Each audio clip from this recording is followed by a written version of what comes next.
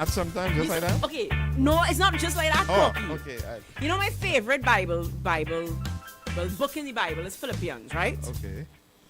Because people seem to think that, me always being angry somehow means that I don't have faith in Jesus and all of that, right? But that's not it. All right. That's not it.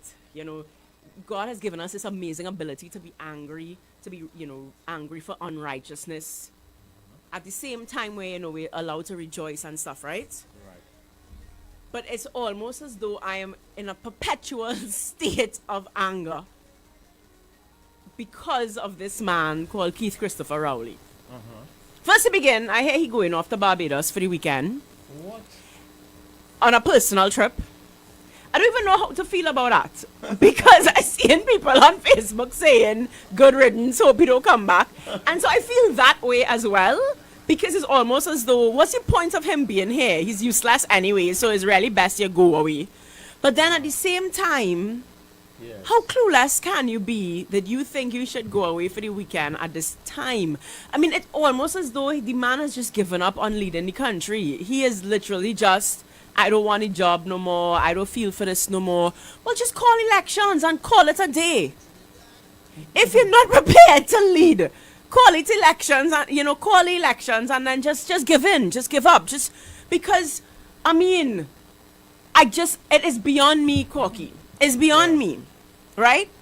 So I want to start. Yes. There's so much I want to start with, but I want to start because I believe in teaching some history a little bit, so that we can understand. You have to know where you come from to know where you're going. Yes. So, Corky, I'm going to give you my phone. I know I sent you something earlier. No, not that. Wait, I don't even remember. Oh, yes, well, that one is just a joke. But we're going to talk about that too. But I want to start with something a little bit serious, maybe, Corky. I wonder if we should start serious or we should start bacchanal. But listen to this. Plug the phone in and press play. I have it. Because it's not the whole 6 minutes, right? I ain't going to go boy all with the whole 6 minutes. So just about 30 seconds or whatever we're going to play. So you just plug it in there. I'm going to find the thing. And then you press play, right? All right. But it's exactly on the spot that we need it. It's on the spot. Yes. The G spot. Oh, a good spot. Corky, you lose my thing. Oh, No. my. How could I lose your Corky, thing? you lose it. All right, I'm going to find it back. Corky, they hearing me? They hearing me from your mic? I'm hearing something playing. What's All playing? right, hold on. I'll find it. Oh, So this is a little bit of history. They can hear me, Corky? yes, They're hearing me? Okay. So I'm just going to play a little bit of history about our oil. History about our oil. Yes, you're hearing it? Are you ready? You have to tell me. It's when on, you're it's on. ready. No, you have to tell me when Oh gosh, well, it's on. Hold on. From the top. From the top. From Ready? the top. Mm-hmm. Colorienzi, the founder of the Oilfield Workers Trade Union. World events would propel Trinidad and Tobago's oil industry into history with the outbreak of the Second World War.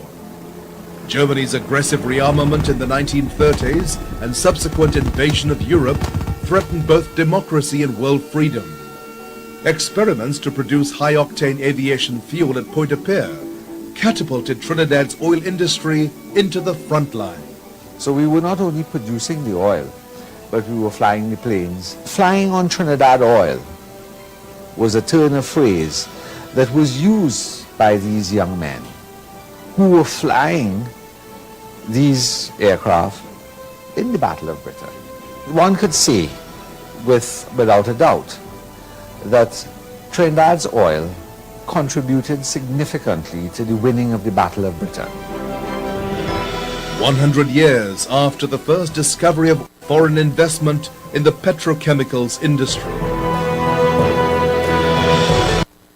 Yes, and that's it. Yes, Well, I'm trying to figure out. It's a 6-minute video, so I Yes. have to be careful. I don't want to bore you all with too much history, right? Yes. So let me summarize this it's a little video. So what I will do, maybe I will put the link or something Right. on the chat or something. So those who want to watch it, could look at it. It's a 6-minute video. But the last part of the video really brings a national pride. right? And these, of course, are the things that we don't hear in our history books. We don't see it in our social studies books because all PNM want us to hear about is Eric Williams, Eric Williams, Eric Williams, Eric Williams. But I'm just going to go through a little bit about our history. Yes.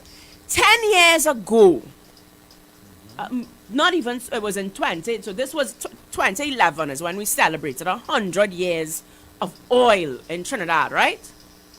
Yes. And at that time, we were, and I mean, and it's not just for oil. We have Yeah. always been the gem of the Caribbean coffee. Right. We have always been, you know, I mean, we have every natural resource that there is, Okay. right? But we're gonna specifically talk about oil, and I will, and you will, those who hear this rubbish conversation with the Prime Minister this week would know why I'm starting off with oil. Right? And now people talk about, you know, there's an argument who had the first oil well in the world. What? And we are in contention for that. And that's, we had the first oil well in the world. Are you serious? That is Trinidad and Tobago's history. First time I'm hearing it. But and that's the whole thing. So there is, you see, because PNM has this kind of, you know, I talk about battered wife syndrome, and battered citizen syndrome is a real thing. Yes. When you beat a person into submission and you make them feel as though they're worthless, they're not worth anything. This is all that that's what we're worth. This is what we deserve. This is the best we could do. Yeah. And so there's a culture of poverty that PNM has created over the years of them being in power. Because obviously they were in power for the first 30 years uninterrupted. So they formed that foundation, that way of life in Trinidad and Tobago. So instead of forming a spirit of entrepreneurial, you know, that entrepreneurship, instead of forming that spirit of patriotism. I mean, people will talk about Jamaica and their patriotism. Trinidad don't have that. Why? Because it was always, in our social studies books, is always Eric Williams, free education, a sort of nonsense, a sort of lies, painting that picture of what recreating their history. Why? Because they didn't want us to know, well, there's a white man and a Chinese man dig the first hole, so they didn't want us to know that. Right? Do you want to play down the role of Buzz Butler in the whole fight for the way, you know, employees are treated, labor is treated in the whole labor movement? You want to play all that down? Because everybody think that you know, Williams is the father of the nation, right? But so much happened before Williams. So many people paved the way for Williams, and quite frankly, it's almost as though PNM came and mashed up everything. Wow.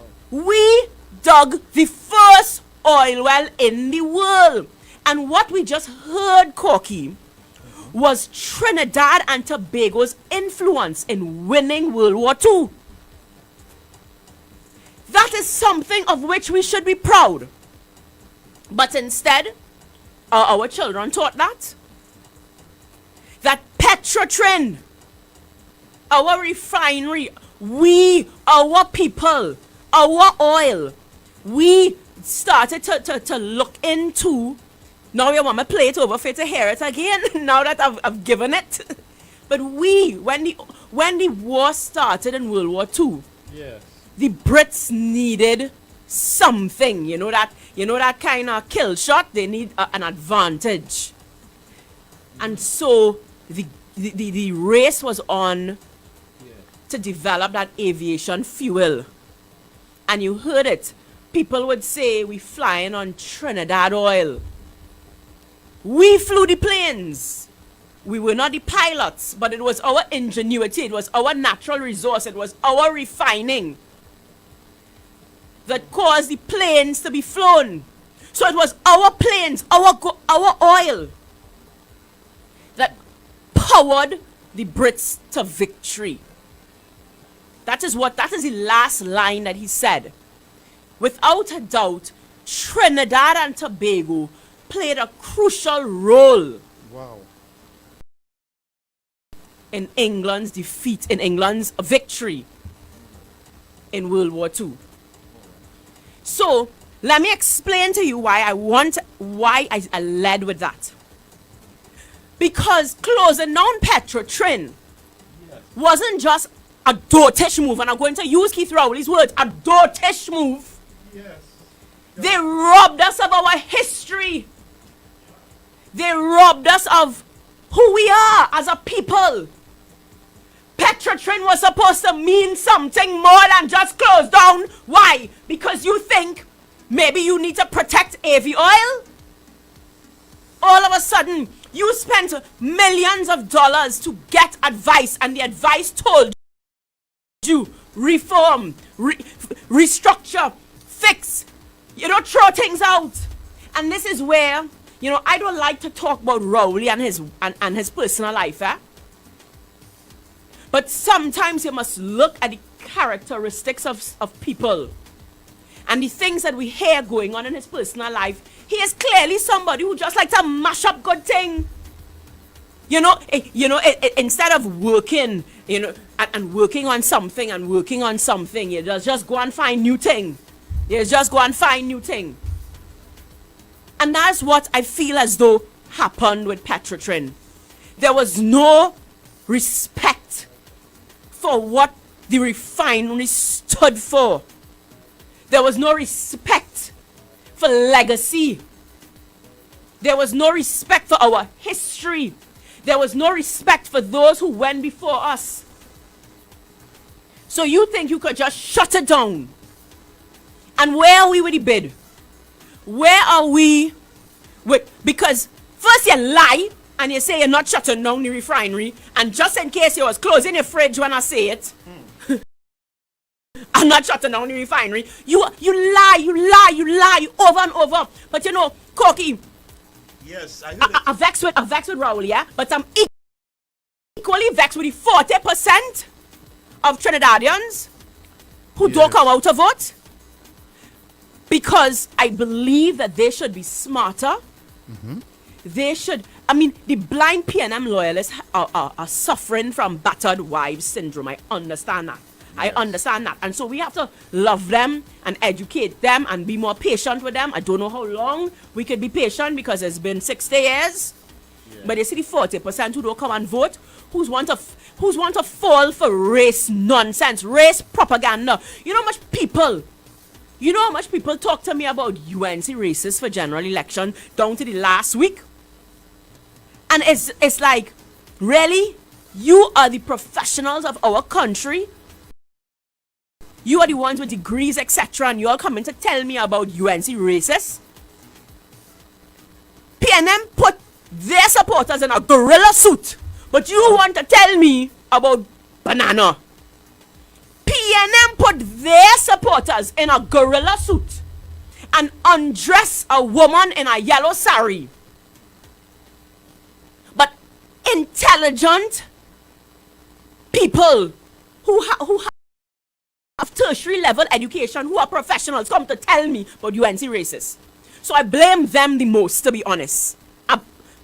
Maybe this is where I never going to be a good politician, because I cannot say what all they want to hear just for votes. I blame you, to be honest. Because you have the capacity to know better. Fool me once, shame on you. Fool me twice, shame on me. And Keith Christopher Rowley has been fooling us over and over and over and over. It's as though we like to be lied to. So, you rob us of our history. When you lie and you say you're shutting down Petrotrin, but then you shut down Petrotrin, and we somehow stupid enough to vote him back in. Why? Because he come with another promise. Another election promise that, well, he go in and give public servants. He put in the refinery back into public servants' hand. Where? You seen any trade unions own Petrotrin right now? No. Fools. It had to be that we love being lied to. It had to be. Because now, and this is where I come into, that my beloved Prime Minister, and I say that with all the sarcasm in the world, come to tell us that when oil prices are through the roof, they're the highest they've been in 14 years. Set to triple that which we budgeted. We used $65 to, that is what we based our budget on in 2022, right? So we are oil producing nation. So we don't base our budget on a basket of goods. We don't base our budget on the wind, solar energy. We don't base it on anything like that, right? We base it on the price of oil. Because we are an oil producing nation. And Imbert said $65 was what he was using to base the budget on. It is $105, possibly set to go as high as 140. Some people even say 200, depending on what goes on with Russia and Ukraine. Right? In times gone by, you know what that would have meant for us? It would have meant an oil boom. It would have meant living nice. It would have meant, we could see, like how Sharon say, we could see the light. We would have really see the light. I don't know what light she's seeing. It had to be UNC light she's seeing, because yes, we're coming back. Had to be UNC sun she's seeing. But now you are saying to us that we are now like everybody else around the world. It's best we don't produce oil, because now we have to worry that when the price of oil goes up, our economy is worse. Only the PNM could do that kind of nonsense. Only the PNM could take an oil producing country and turn it into a problem when oil prices rise. Only the PNM. When we should be celebrating high oil prices, we have to listen to this man come on TV to say that we are no longer insulated from the price of oil raising. You know what Petrotrin did for us? That was the insulation. And you lost it. You lost it. Koki, I was talking to someone in the energy industry.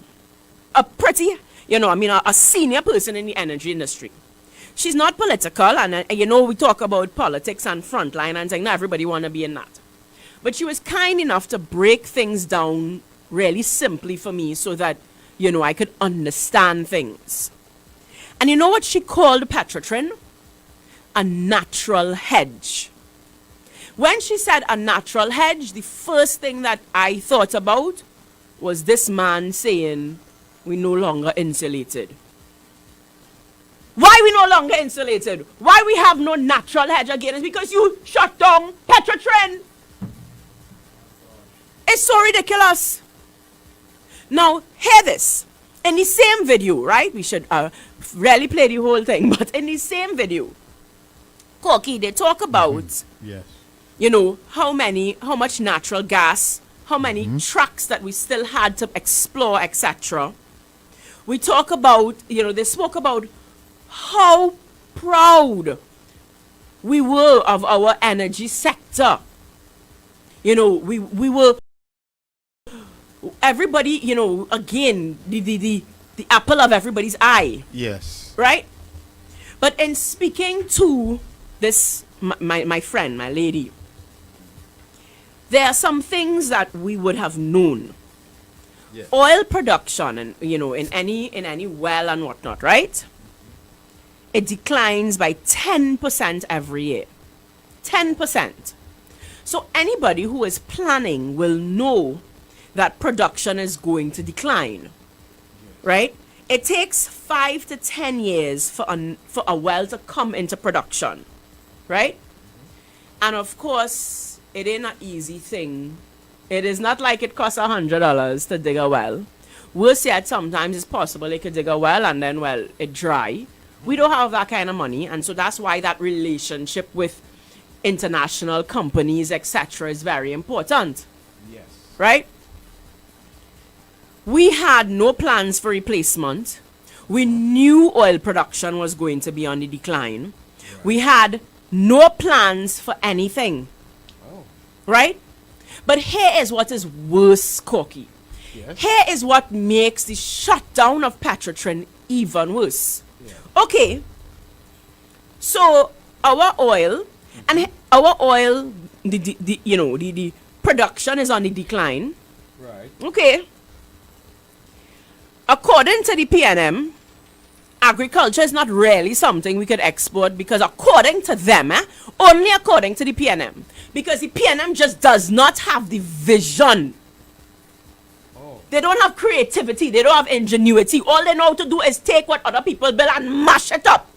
As we could see, oil was running before PNM come and mash it up. Right? So, in their limited capacity, with their PNM ways, a time-free education, free thing and good, well, oh my gosh. It's best we start to pay for we education because that is the worst. Wow. Right? So they say agriculture is not an option. And then, well, of course, based on Taster Carnival, I ain't know where we're going with tourism and carnival. That seems to not be an option under the PNM either. Nothing seems to be an option under the PNM. Right? Wow. So, you're not really sitting down and buckling up and saying, okay, look, we're going to commit to a proper diversification of our economy because this is where we're going with oil production. Yeah. Right? So listen to why the shutdown is even worse, Corky. Because Guyana produces a better type of oil than us. Wow. And they have, there's a new fine and people are leaving. All the big companies are leaving Trinidad and saying, well, you know what? We don't really want to explore your oil anymore. We would like to explore Guyana's oil. Yeah. And that may not have been a bad thing had we had UNC brains in power. Yeah. Because you know what UNC brains would have do? They would have recognized, oh, that's okay. One, we have a refinery. So you know what we could have done? Yeah. The refinery don't mean we only refining our oil. We could have refined Guyana's oil. Oh. So even if our oil production was dropping, even if people were saying, well, our oil is not, it's a thick kind of oil, and it's a heavy oil. So it actually doesn't even call the same price as like the Brent crude oil and the WTI and stuff. It actually calls a slightly lower price because of the quality. But we could have seen an opportunity, and that is the issue. We need leadership that in the face of adversity finds the opportunities. Not runs off the Barbados with chips and whatever. Or, not just, give up. Don't try. Play golf while the country burning down. What we need is creativity. What we need is people who have some sense in their head.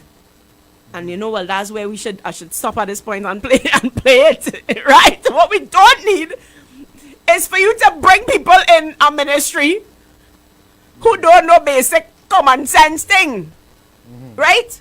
Yeah. And so that's why I said to you, Corky, I was upset. Yeah. Because you come into me to tell me that you ain't know where you're going and find money to subsidize anything. And if we listen, so Senators Wade Mark and Damian Lyder did the opposition had a press release yesterday, I think. Yesterday or Tuesday. No, Tuesday was Senate. So Senator Lyder spoke in Senate on Tuesday, and then they would have spoken on Wednesday at the press conference. And, two things came up. I want to address one thing, which was the issue of the fuel. Right. This man comes on television to tell us that he ain't sure now. He not sure if we could keep up the subsidy because we don't have no money. And if he removes the subsidy, Corky, Yes. like the rest of the world, we will see, I mean, your car that might have been $100 to fill up, Corky, could turn into $400 to fill up. That is what we are looking at. And once that goes up, it means now that all delivery vehicles, transportation will go up, everything will go up. It will have a domino effect on everything. And if we thought crime was bad now, Corky, when people can't feed their children, crimes Yes. of desperation will increase. That's right. That That's is why I just said common- crime starts from the top. That is common, They can't common feed, they anything. wanna rob people. Right?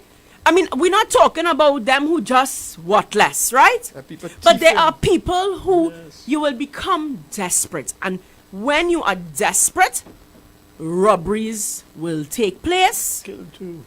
right? We will Sad. have a disaster on our hands.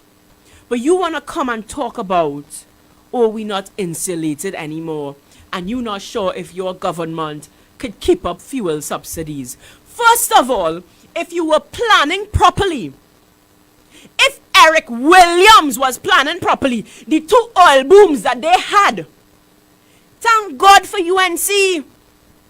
Thank God for UNC. I see the phone ringing. Corky, I have headphones. I'm going to take a call. Let me take a call, yes. Good Hello? evening, you are live with Marsha Walker. No, did I not? What did I do? Yes, it's live. Top. Yeah. Hello? Hello? Hello, good evening, Marsha and Corky. Hello. Hi. You know, what I don't understand is this. If we say price of oil going up, we'll be getting extra money. I think, let's say our quality gain about $100. Mm-hmm. Because Brent and all these others are about $128 currently, right? Mm-hmm. So that extra 35 US a barrel, Mm-hmm. average, we say we produce them small 10,000 barrels a day, Mm-hmm. right? So 10 by, let's say 25, that is 25,000 US a day, right? Mm-hmm. By a month will be 25 by 30, 25 by 25, 6, 25. They say little more than $500,000 US dollars we're talking, Mm-hmm. which converts to, let's say, 6 multiplied by 6 whatever. So you come about $3 billion. Roughly, right? Mm-hmm. Where is this money going to go? Well, so at 7 o'clock we have Rushton Parry who is going to come and discuss that. So I'm purposely Okay. not going right there just yet All right. So because why- I know my- he is going to address that for us at 7 o'clock. My point is, why increase and bring more hardship to the ordinary citizen, right? By increasing the price of fuel when they can subsidize it by the increased income they're getting. I will explain. you don't So necessarily- I know you Rushton don't is going to necessarily have explain to why the income is not actually what we think it's going to be, and that's just the stupidity of this government. Well, exactly. I mean, something is wrong. Yeah. What Well, do you intend Rushton to will put the money explain. Rushton in- will explain in- why we they will intend actually to give not the have money income.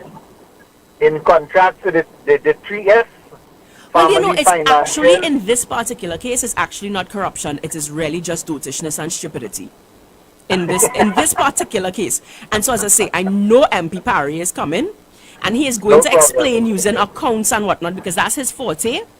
Why? Okay, Because Marsha. of PNM's absolute inability to manage, Exactly. it's not actually going to benefit.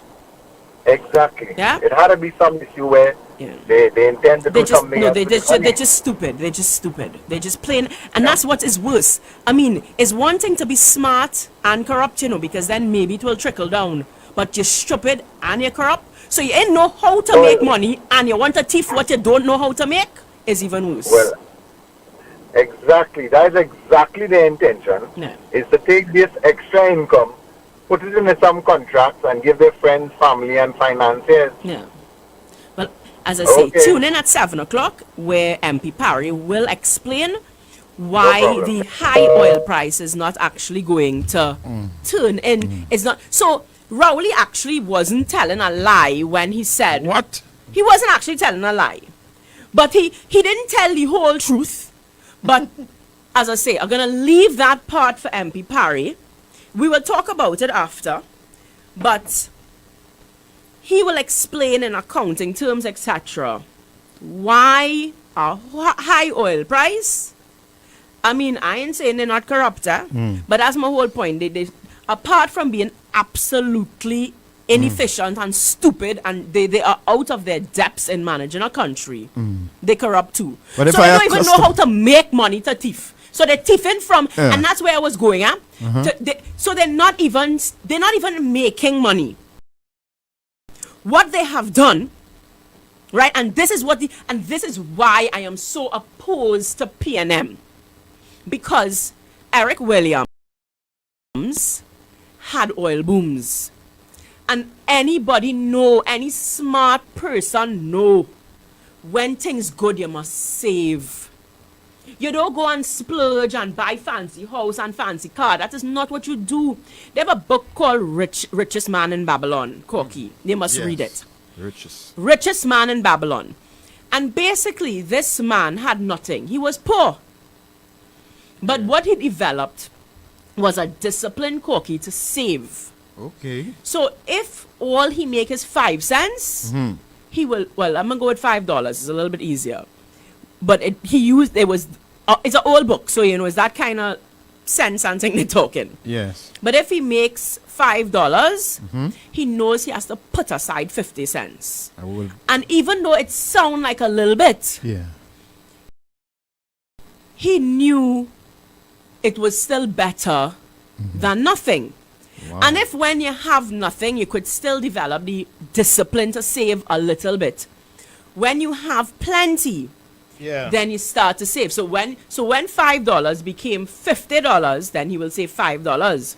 When $50 became $500, then he would save $50. So he will always save 10% or whatever. Oh. So even if it was bare minimum, he would wish I still knew him. save Yeah. 10%. Yes. Now imagine if PNM, if Eric Williams had the vision and the financial, you notice we don't teach financial education in our nation's schools, right? Our nation's children do not know what financial education is. I wonder where that starts from. PNM had oil booms.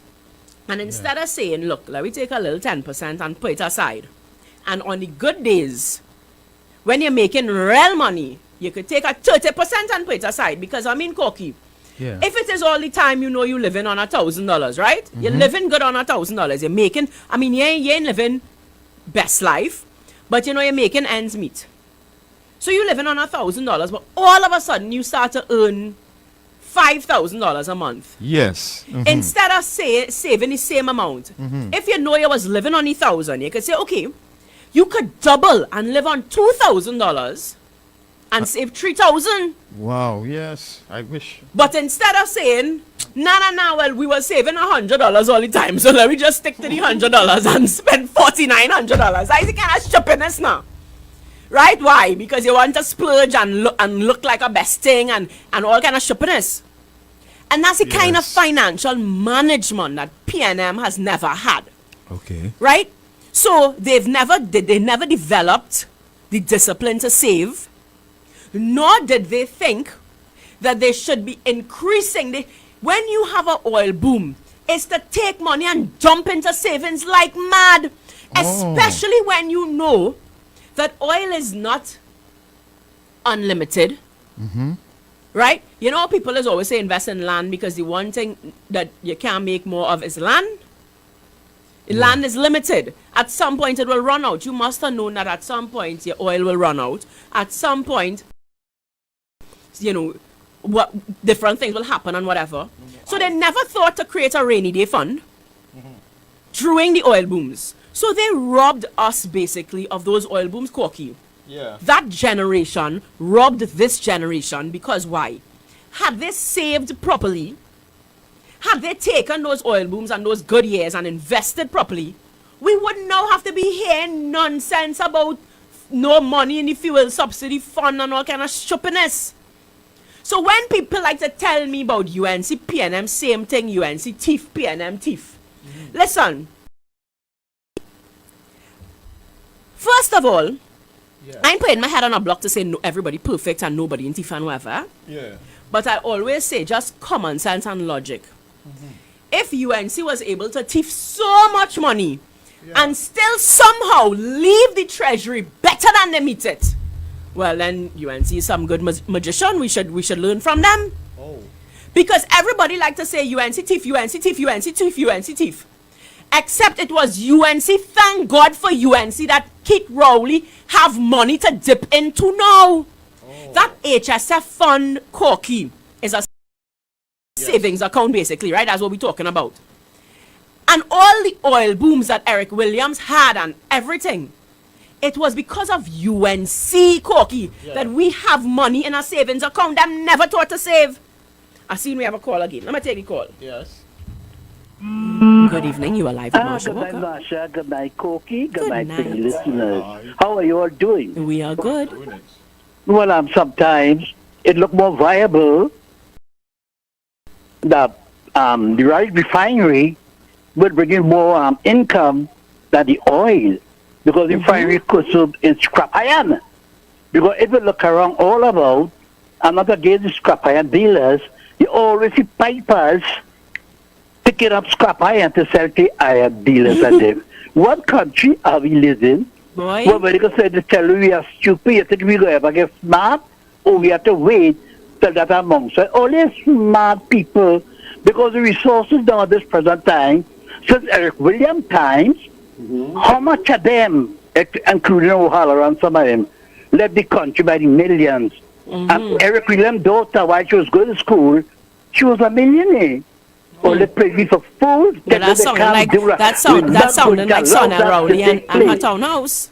We will protect and take, because if this man was so brilliant, even though Petrochin was down before it turned to rust, you could have spent little by little and repaid. Look what happened now. Yep. This man doesn't have vision. His ignorance is blinding him from the truth. And he's taking advantage of the people for that. Good night. Thank you. Good night. Wow. Yes, no. But it's true. The man have no vision. No, I mean, it is annoying. It's annoying to me. It's annoying to me because I sit down and go, I cannot, for the life of me, understand how you could be so bad at your job.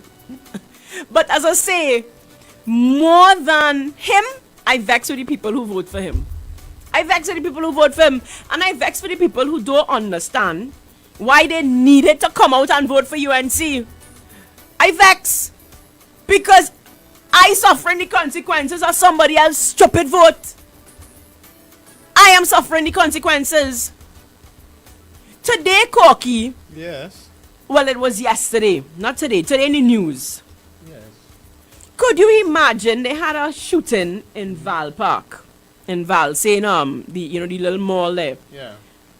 It wasn't even no gang thing. They didn't come to shoot nobody and murder nobody. You know what it was? What? They break into somebody's car. Remember back in the day, if they break into your car, it's because they might take the elbow and knock the window open. They might take a big stick or something and break the window. Yeah. Well, guns and things so normal in this country, Corky, that is a gun them watch and just shoot the car to break the window to take the money. Could you imagine that? That's to tell you how normal guns and gunshot and gun in the middle of the day has become. That bandits now, not even using a piece of big stone or the foot or something to break your window, is a gun them use. Easy thing. And they didn't even use the gun. Listen, they didn't even use the gun and use the gun itself to break the window. Them so brave in this country. They shoot the man window. So nobody in the car or anything, Yeah. But them just say, well, I go shoot the window Oh. to break the window to be able to get the cash. Yeah. That is to tell you how normal gunshot become in our country. It's 7 o'clock. We're gonna go on a break and come back. You're watching Fire Fridays with Marsha Walker. Time has come.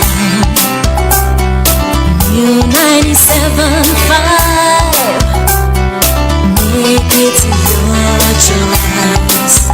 Something for everyone. 97.5 FM. Music for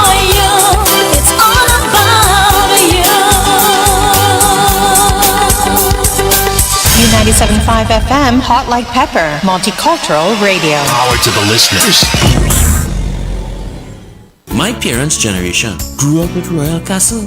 From the first restaurant in 1968, when that distinctive, tempting aroma hit the air, they just couldn't resist. And like never before, fried chicken with a special blend of local seasonings and a one-of-a-kind flavor down to the bone. Today, Royal Castle still have that same delicious taste, and I love it too. The kids can't resist it either. Plus, they have more to enjoy. For me, the castle is more than just nice food. It's we own, part of me and you, and is the real flavor of TNT. Fresh Street Market, your neighborhood supermarket. Number 3 Andrew Lane, corner Churchill Roosevelt Highway and Andrew Lane, Derby, Mousica. Opening hours. Saturday, 7:30 a.m. to 7. Yes, it's back! U97.5. Come to the Waves Restaurant and Bar, Grafton Beach, Black Rock, Tobago. Great ambience, fantastic prices, all COVID protocols observed. Full premium bar available. Call Waves at 731-4646 to make your reservation. Come dine with the Waves Restaurant and Bar, Grafton Beach, Black Rock, Tobago. You must be vaccinated to dine in. douglARradio's March special now on. Purchase any kitchen or bathroom vanity and get your handles free as well as free installation. Yes, available for the entire month of March. Free handles, free installation. There is more good news at douglARradio. We manufacture everything you need. Just let us know the size and color. We also do site visits nationwide. Visit us at douglARradio Commercial Complex, Caroni, Savannah Road, Chaguanas, or call us today at 665-7667 or 377-7667 for more details. Yes, it's back! U97.5 Hot Like Pepper Multicultural Radio.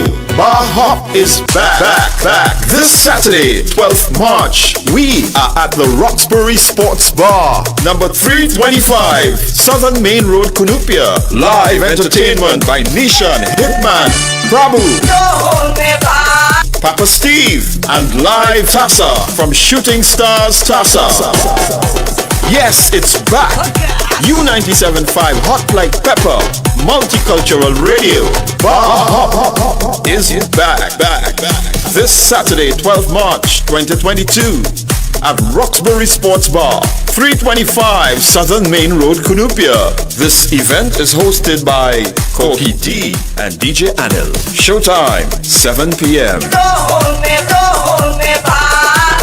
Yes, that's taking place there at the Roxbury, 325 Southern Main Road in Cunupia. Live entertainment, Nishan, Hitman, Prabhu, Papa Steve, live Tassa, Shooting Stars Tassa Group. Yes, it's back. Bar Hop this Saturday, 12 March. That's tomorrow. Southern Main Road, Cunupia, 325 Southern Main Road, Cunupia. Hosted by yours truly and DJ Anil. Yes, Marsha, we are here back on the inside. What's up? Well, did you call a person for me? All right. Oh, that's all right. We do that right now. Yeah, so we're gonna speak to the MP, the UNC MP for Mayaro, MP Rushton Parry. Okay. And well, apart from, I think he's pretty cool. He's a funny guy and all of that. He's one of those. Does he do jokes? Well, I think he's a cool guy, you know. Oh, so okay. I mean, you're not like all stuck up and stuff and whatever. Yeah. But he's also one of those brains, you know. UNC have brains, you know. On a TV6 interview, they asked Dr. Rudy Munilal why they only see any UNC lawyers representing. And well, Dr. Munilal had to say, well, it's not our fault. UNC lawyers good and PNM lawyers. Here he is, Marsha. You know? He's on the line. Hello. Hi, Marsha. Rushton. Hi, how are you? So Good. we have I want to say doctor because that's talking about Dr. Rudy Munilal. But we have Rushton. So you see how he talks, right? Mama say he was real cool, you know. He's a Rushton, you know. He's a cool guy. Yes, he's very down to earth. And but as I was saying, he's very, very smart. Yes. And he's very smart when it comes to business and accounts and matters of finance. So we've invited him here to talk about why, because I called him and I say, Rush, son, same thing that the caller had just said. Why it is that we base the budget on $65 and, the price gone up, and the Prime Minister come to say, well, we're not going to actually have much more income. And he started to explain it to me, and I said, well, we really stupid, boy. This man really stupid. So he is going to explain why we are in this position. Yes. So take it over. All right. Thank you very much, Marsha, and very good evening to listeners and your viewers on YouTube and so on. I was tuned into the program for the last half an hour or so, and Marsha, you hit the nail on the head of the nail quite clearly in terms of some of the issues around Petrotrin and so on. To give a little better explanation, I want us to go back to probably around 1970, when we were in the budding stage of our oil industry. And somewhere into the first couple of years of 1970, when you had this massive upsurge in the price of oil, what you call the first windfall of the 1970s, our parliament in 1974 brought a piece of legislation called the Petroleum Levy and Subsidy Act. The purpose of that act was to do two things. The profit margins were so huge for the energy companies back then that the government felt that, look, we need to get part of that windfall. So what they did, they created this act that would put a levy on the gross profits of these energy companies to get a bit more of the profits that they were making. And at the same time, the opportunity to create a subsidy or a fund that would be able to offset the higher price of the cost of the fuel at that time. So this Petroleum Levy and Subsidy Act was there since 1974. So let's forward to where we are today. The price of oil right now, it's hovering about $100. I think today it was about $106 or $7 a barrel for oil. Now, during these times of volatility, the price would make huge jumps and falls overnight. So it's very difficult to pinpoint a price.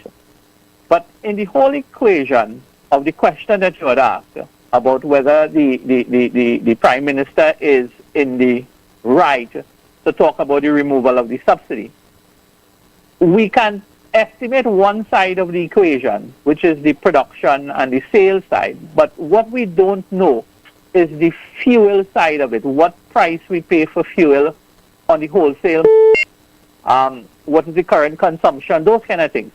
But I understand from what the Prime Minister said yesterday that the Minister of Finance expects the fuel subsidy, if nothing changes, if they leave the prices as they are, the fuel subsidy is somewhere in the vicinity of $896 million TT. While because of our production level, which is hovering somewhere between 59 and 60,000 barrels of oil a day, the levy that we accrue from that will only be in the vicinity of about 437 million, which means that the state has to find $459 million to add to the subsidy to maintain the prices that we currently pay at the pump. Now, do not forget that we passed legislation in January this year or late last year, where we have removed the control of price from an act of parliament. So right now, it is because there has been no proclamation on that piece of law that we haven't gone into a free market pricing of fuel at the pump as yet. So that is something that the Prime Minister has the power to push that lever at any time by asking the President to proclaim it. Now, let's just talk about what type of revenue that we're earning right now. So there are two major taxes that is paid to the state outside of royalties and outside of inland revenue taxes on salaries and so on. You have what you call the petroleum production tax, right? They call it the SEP, Supplemental Petroleum Tax. Now, what this Supplemental Petroleum Tax really is It's a 35% tax that is paid by marine oil producers on any price that is above $50 a barrel for oil. So it means that right now, where the price is about $100, $110 a barrel for oil, the marine producers who are bringing up oil, they will pay to the state 35% tax on all the revenue above $50 a barrel. So that's one tax.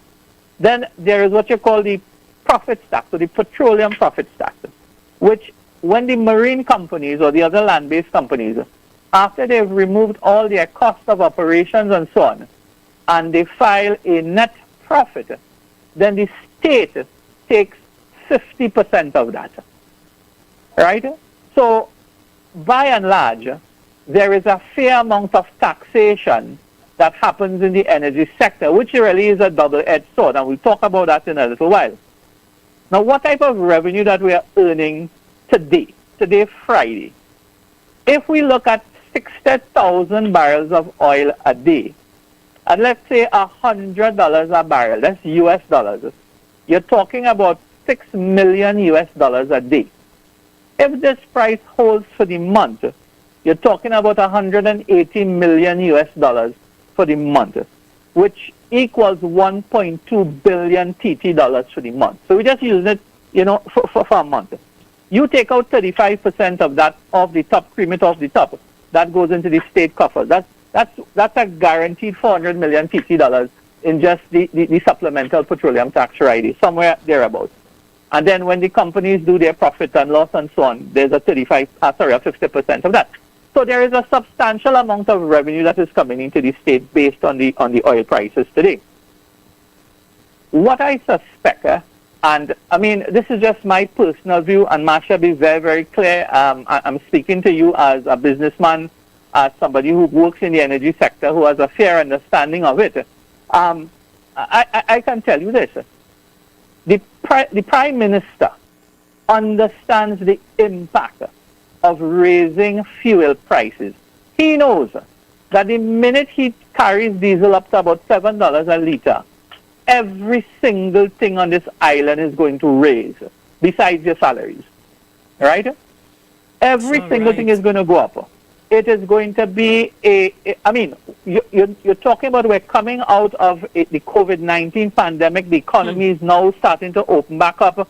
A lot of people who wasn't able to work in the services sector are now getting back in. The restaurants are now opening back up a bit. And to drop this on the citizen, and I mean, I have to quote Senator Lyda and Senator Marka this, they're brutalizing the country, right? And they have a war on citizens. Absolutely, it's a war on citizens.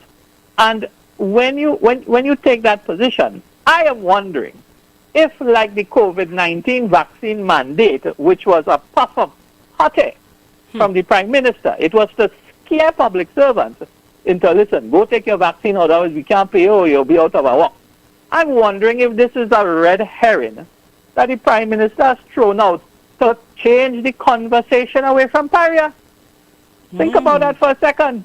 When the entire country is in uproar right now about the price of fuel probably next week or the week after, all conversation about Paria takes second and third fill. Mr. Distraction himself. Red herring. But that doesn't take away the fact that, I've listened to some of my friends who sit on the opposite side, and they say, well, listen, what do you want the Prime Minister to do? These are global issues. I mean, Rowley didn't cause the war in Ukraine and Russia. Rowley don't cause the price of wheat to go up. But understand this. Any government, the duty of a government is to plan, is to forecast. And I can tell you, without a doubt, in 2015, there is nothing happening today that we didn't have to prepare from 2015. There was nothing that we could have, that in the environment in 2015, that couldn't picture where we are today. Yeah. But unfortunately, the PNM has sat at the helm of this country in the pilot seat for 6.5 years, and they have done nothing to diversify. They have done nothing to find new revenue streams. The thing about it, Marsha, Look, And not only not finding new revenue streams, but now without Petrotrin, we now have greater expenses. Correct me if I'm wrong, because now we have to buy things that we didn't have to buy before. We have to buy back the refined products. Am I correct? Let me tell you how bad it is.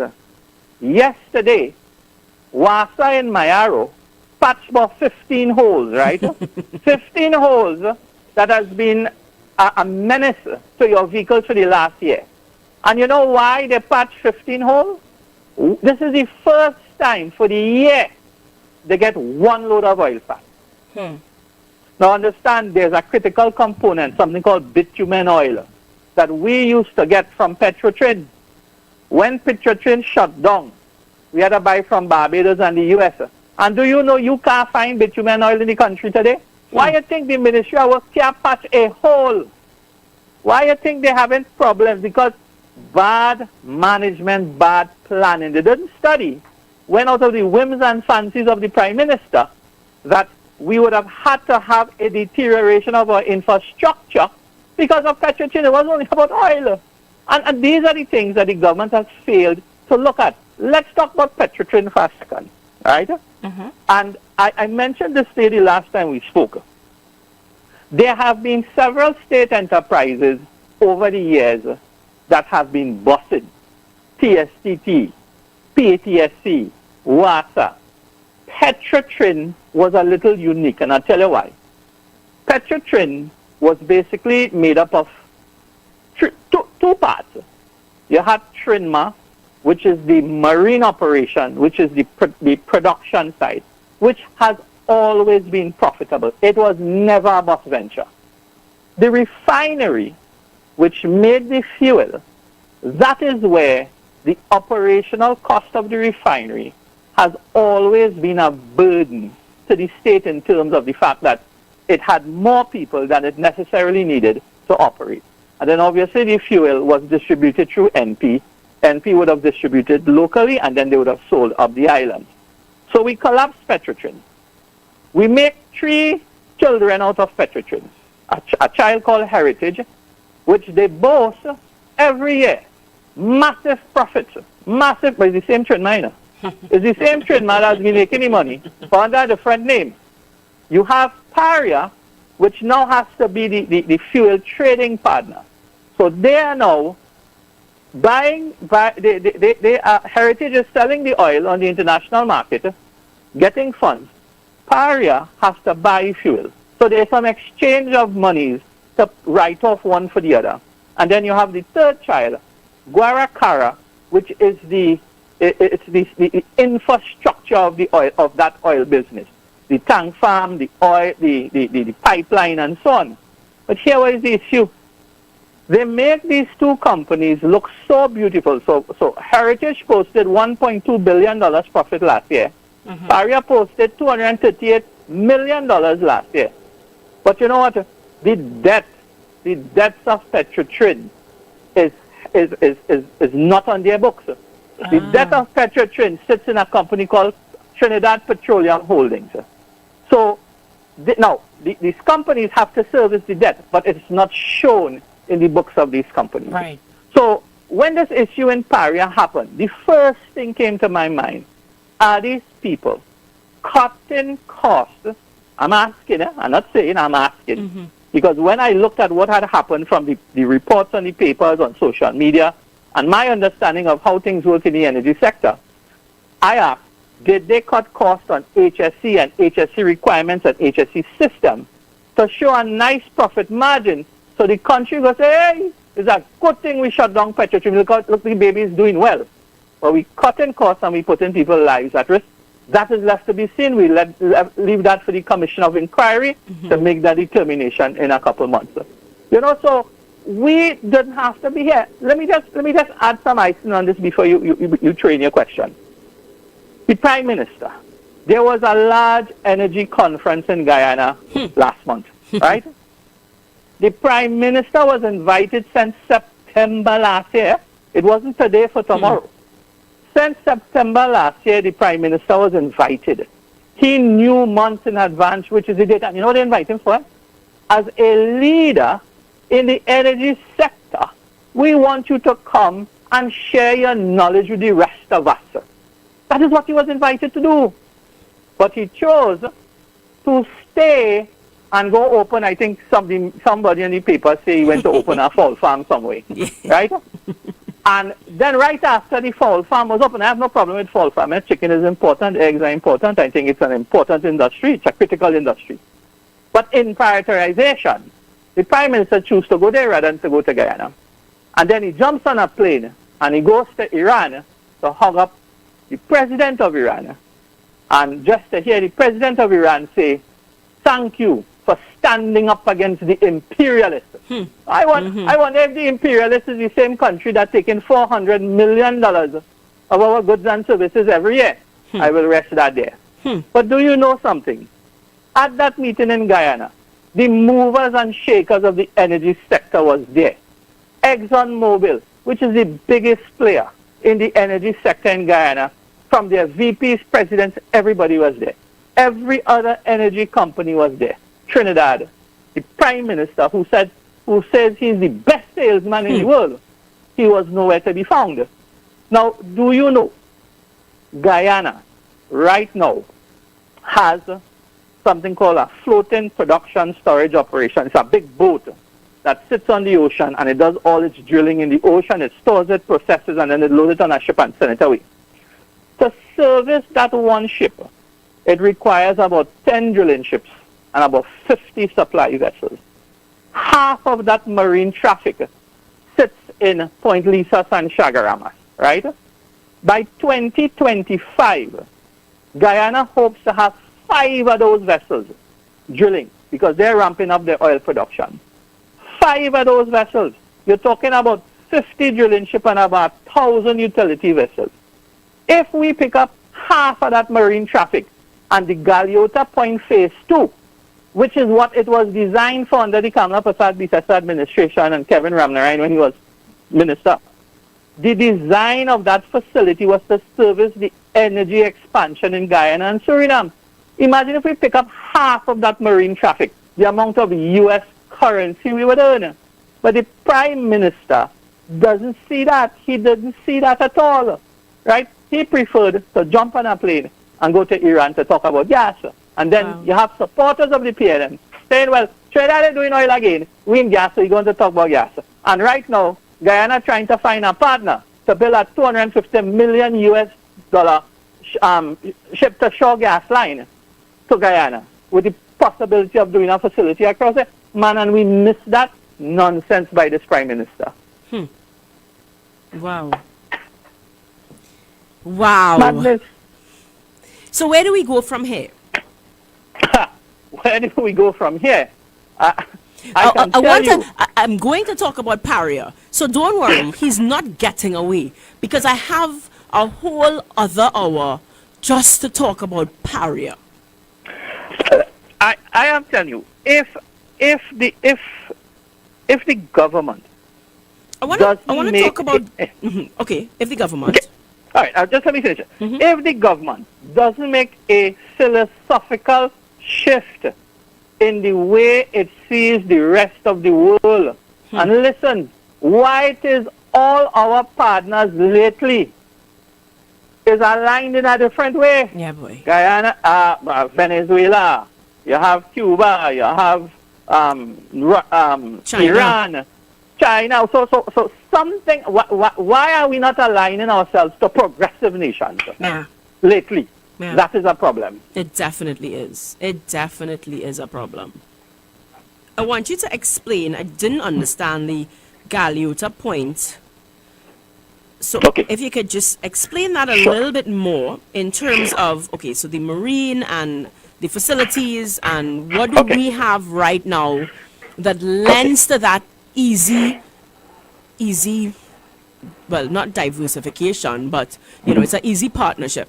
It's an easy form of revenue. Right, yes, an easy revenue stream. Okay, so in 2009, under the Patrick Manning administration, there was a proposal to upgrade the Galeota Point port and to do a fishing facility as well. Okay. So government changed in 2010, and it was up to the People's Partnership to decide whether they were going to pursue that project, continue the project. Now, under the then Prime Minister, Kamala Prasad Biseswa's vision for the country in terms of the development and seeing Mayaro and Guayagüari as a pole of development, there was an instruction, let us continue that project. But like everything else the partnership government did, it was built on a platform with a philosophy of development. So let me tie a few things in for you. Mm-hmm. The port upgrade was to be done in 2 phases, phase 1 and phase 2. The project started somewhere in 2012, 2013, somewhere around there. And phase 1 was completed. Phase 1 was designed to create new berths, create some space for a store yard and all these kind of things. But only what you call shallow hull vessels, this is the hulls that probably was about 3 or 4 meters, those could have come in. And phase 2 would require some heavy drilling and desilting of the channel. So what you call deep hull vessels would come in, 7 and 8 meter drafts. Those are huge vessels, including cruise ships. Right. We would have cleared that channel that a cruise ship would have been able to dock. So we're talking about heavy container ships coming out of the Panama Canal, and I can tell you, arrangements, partial scopes, agreements were made with the Panama Canal under the Kamala Prasad Biseswa administration to make sure that any vessel going across the Atlantic to Europe, Point Galeota would have been your last port of call to refuel, do any repairs, navigation, supplies. That's a whole industry that was going to be created in Guayagüari. A new port city was to be designed in Guayagüari. And to service that port facility and that port city, the fire station that was built in Mayaro was designed around a world-class design. Now, I heard people for the election say, oh, we built a hotel. We didn't need all that. But listen, when you have an industrial marine complex the size of what was earmarked, you need a fire station that could handle any type of emergency disasters. The fire station in Mayaro was supposed to be the command and control center for the entire eastern seaboard for any type of marine disaster. We were going and there's a project, a tourism project called the Lagandu Estate Development, where a hotel and medical complex and 18-course golf course was supposed to be designed and built. And all that would have serviced both the energy and the tourism market. So when you look at the development of the southeast coast, it was designed around a philosophy to develop. So we're going back to the phase 2 of the port.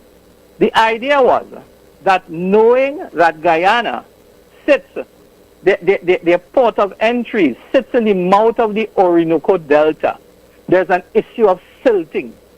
So to build harbors and ports in there, back then it was seen as a very costly exercise. So Trinidad and Tobago took the decision, look, we will work with our counterparts in Guyana, and listen, we will build our facility here.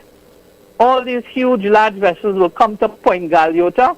We will shuttle back the supplies through shallow hull vessels into your harbor, so you don't have the problem of desilting and so on. So there was some synergy in terms of the development of the Galeota Point Harbor. Now, just think for a minute, forecast for a minute, if we had gotten this off the ground, and we would have been a partner with the oil development in Guyana right now. So we and as I said, maybe we could have been refining Guyana's oil as well. Oh, Petrotrin stayed open. Let's go right there. Let's go straight into that. So people ask, well, what would have been the UNC's position with Petrotrin should we have formed government in 2020? The conversation was already in train. Petrotrin. Now, do you know the year that Prime Minister Rowley shut Petrotrin down? It delivered to the Treasury $1.7 billion. Wow. Transparency International had a report where they showed from 2015, every year, Petrotrin put money in the Treasury. Now remember, a loss is on the book, after tax. You get a loss on the book. But money went into the Treasury. So Petrotrin was not that bad. No, Petrotrin is designed with around 22 or 25 different plans on the facility. 17 out of that 25 plans were very modern, new plants less than 10, 15 years old. So to say petrotrin was scrap iron is rubbish. Absolute rubbish. So you have petrotrin. So we say, listen. So I heard Dr. Rowley say last night that the burden was that we had to buy 120,000 barrels of oil for the refinery to work. But it was always so. We have been buying oil to maximize the efficiency of the refinery for many, many years. Right? So it wasn't something new. It didn't happen in 2015. It didn't happen in 2010. Now, when you make oil contracts, so Guyana, Suriname as our partners where we could have earmarked the partnership, there's something called the minister's share in a contract. Now, when you say a minister's share, don't let it sound like a little corrupt. Yes. No, it's the oil that the country takes for itself, and they can do what they want with it. So the contract normally stipulates the oil goes back to a foreign country and wherever.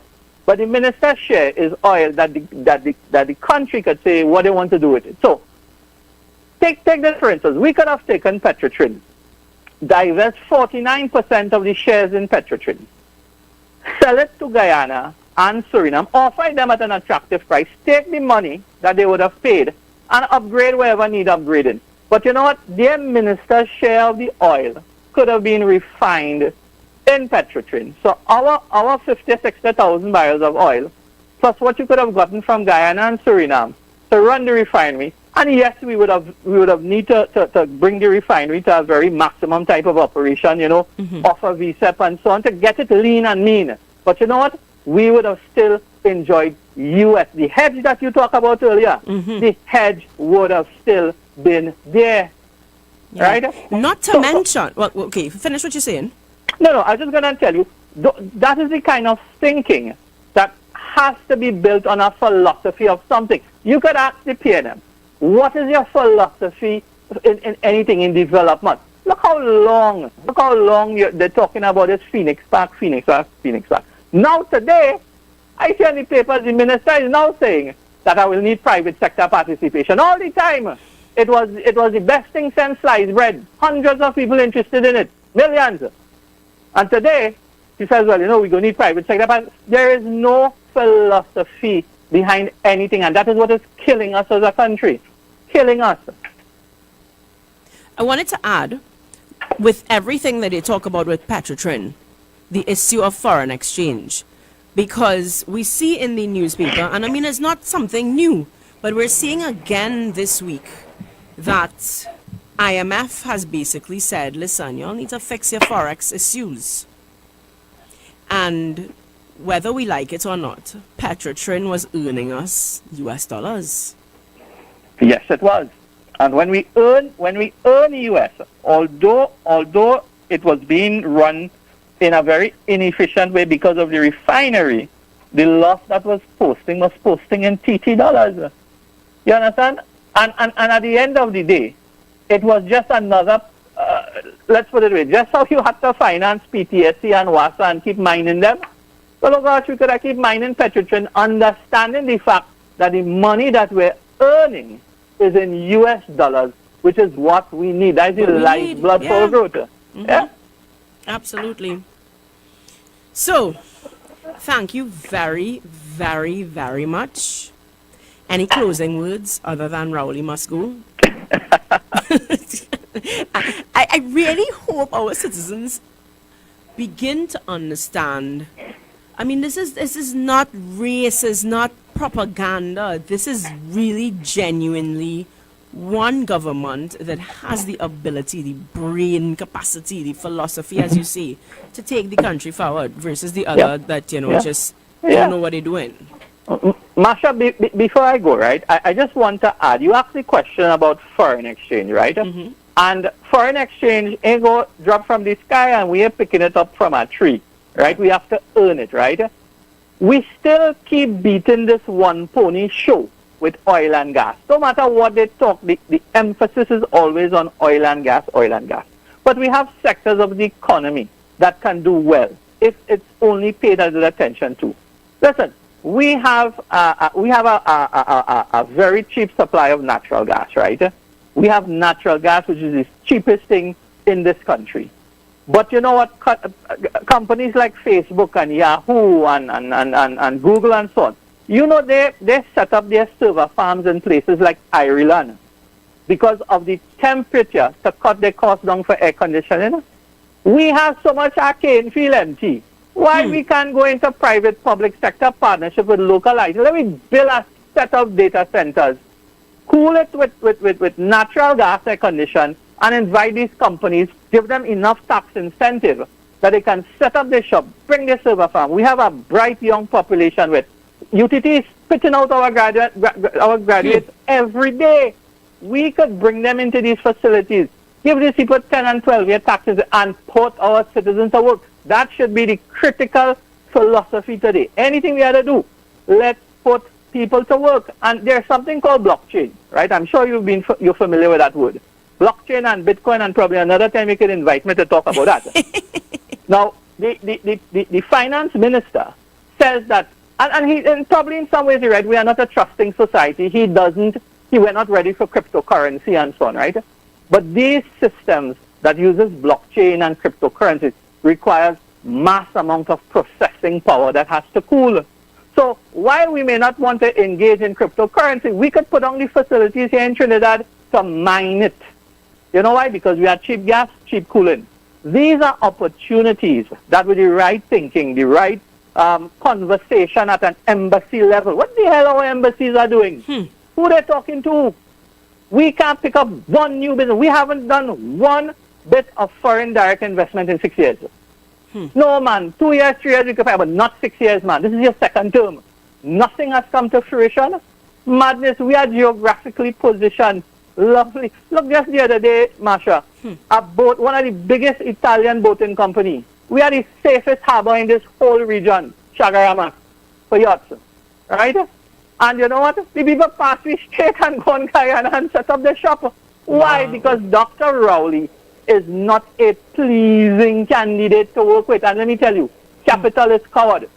Capital is not going to go anyway where it's scared. And let me tell you, when we gassing people in Queen's Park West, we gassing citizens in Queen's Park West, what is the message being sent through our foreign embassies and foreign partners? We're gassing people. Listen, these are the things that are working against us, and if that doesn't stop, we are going to continue to go down in this spiral, into this rabbit hole. And even if there's a change of government in 2025, boy, it's real trouble to even come out of that hole. And that's the reality of the matter. That is something that, we have to pray and hope that we don't get to that point. Well, thanks for just dampening the spirits. Thanks. My pleasure.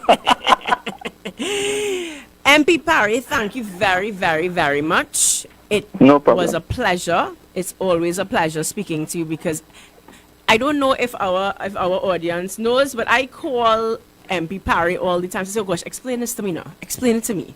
And he explains very basic, where we can all understand. And well, then it really leaves you going, oh gosh. I don't know that he leaves me in a good mood. At least I understand. But I don't know that he leaves me in a good mood. Thank you very much. One of the things in fixing the problem, they say the solution is knowing the problem. Yes. Half of the solution is knowing the problem. So this is my saying, and you need to make sure that you quote me. But we cannot fix that which we do not face. Absolutely. Yeah. Absolutely. I say that every show. So we have to face the hard truths. And one hard truth is that Rowley he needs to go, and PNM, you've been lied to, and just come across the UNC. All right. Okay. Take care. Have Thanks a good weekend. Yes, thank you. You too. Bye-bye. Okay, bye-bye. Yeah. Okay, so we're going to open up the phone lines, 218-7762, 218-7762. So, Corky, you heard it, it's just lack of planning, lack of vision, and I continue to say that. Anybody who ever says that UNC PNM is the same thing clearly does not understand politics. They just don't. Okay. Good evening, you're live with Marsha Walker. Good afternoon, Marsha, Corky. Yes. Hello. Anybody else with you? No. Excellent discourse with Rushton Parry. Yes. Really, really nice. He is very good. but I want to start shooting from the hip. And is okay? Sure. All right, because I hear you say this segment going to be Paria, and I want to talk about Paria. Well, I wasn't ready to talk about Paria just yet. I said from 8 o'clock because I was going to spend a little bit of bacchanal time on Marvin. But Yeah, we can talk about Paria. If I don't, we could talk about many stuff, you know. Yes. But I have this clear, and I've not seen it or heard it anywhere else. And I want to talk about the timeline when the vaccine grant, a.k.a. Pimpinian, came into Trinidad. He came on the Friday night. You know, I don't know anybody that y'all talk about, right? Because I don't follow those names.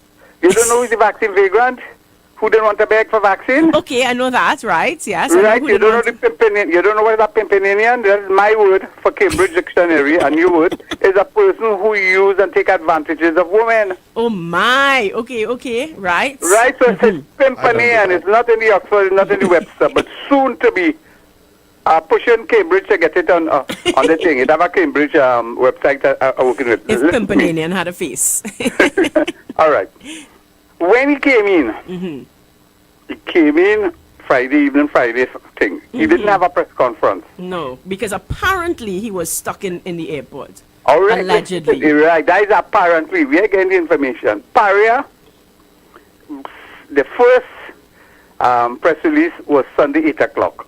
So the incident started 3 o'clock Friday, 53 hours after Paria, that is 8 o'clock Sunday night, gave their statement. And Paria's statement was basically, they made a decision and there were a number of stakeholders in it,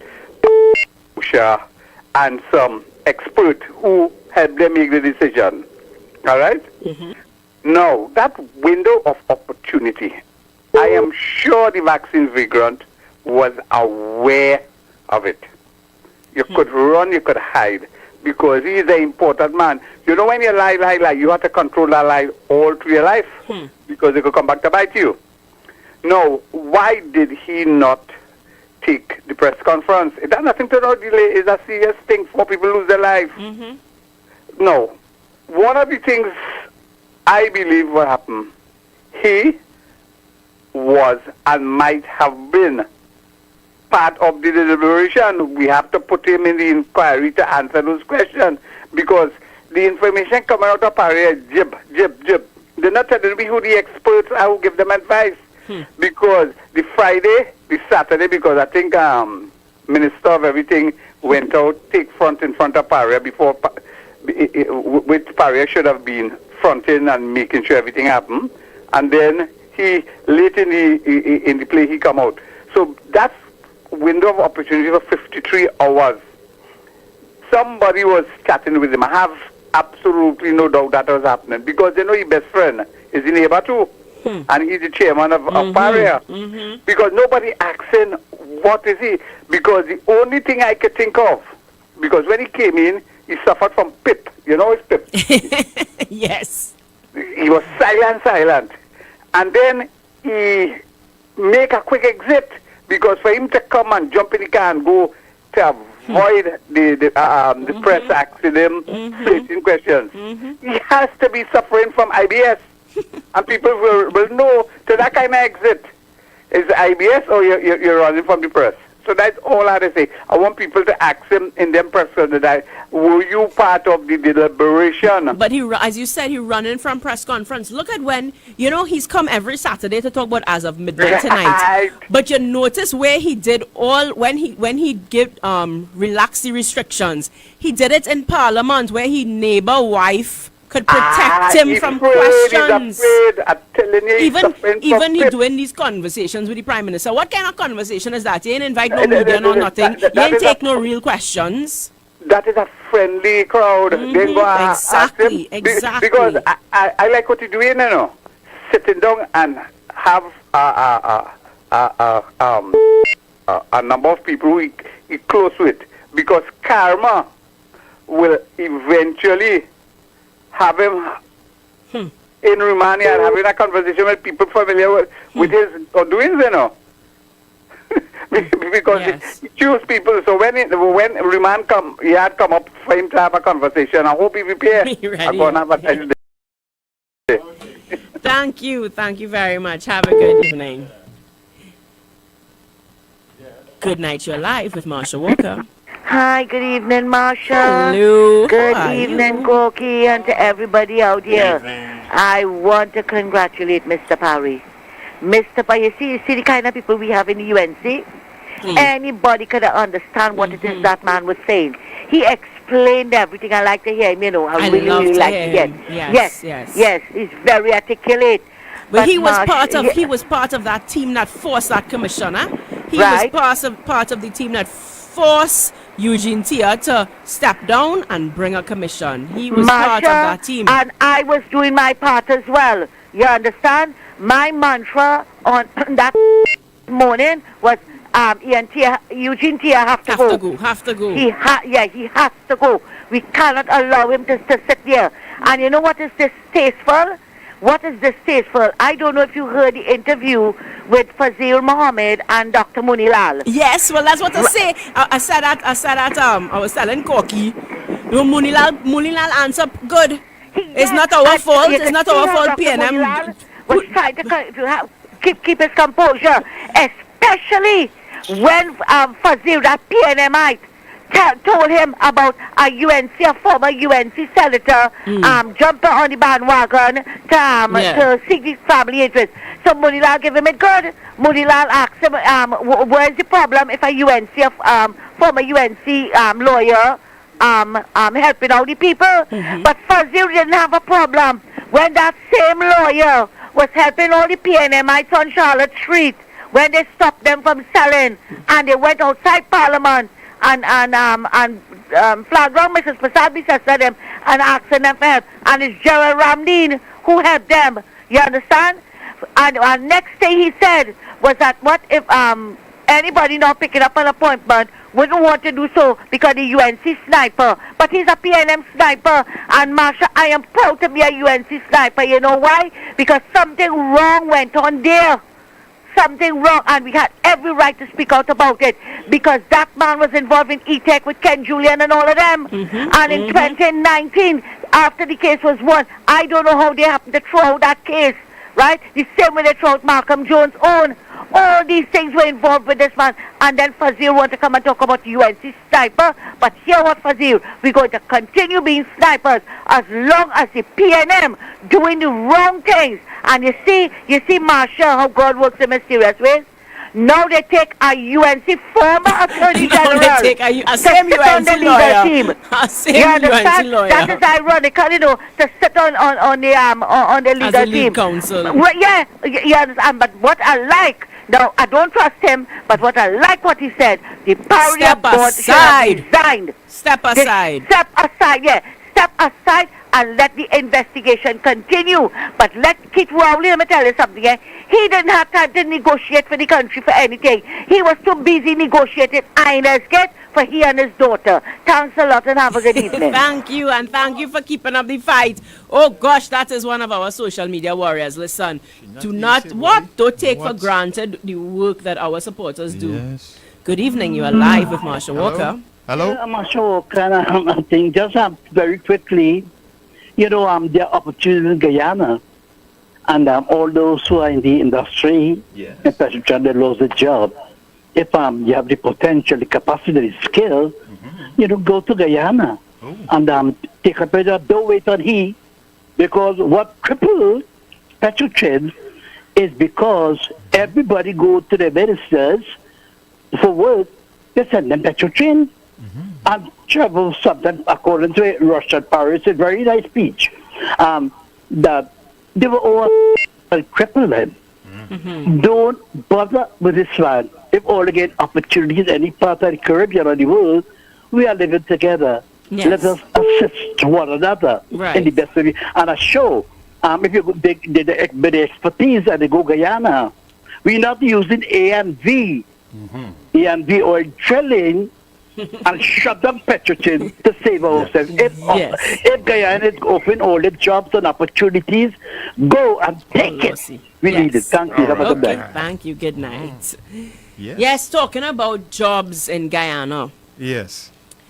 We discussed in in the Senate on Tuesday. Yes. And Senator Leiter had a really, really good speech.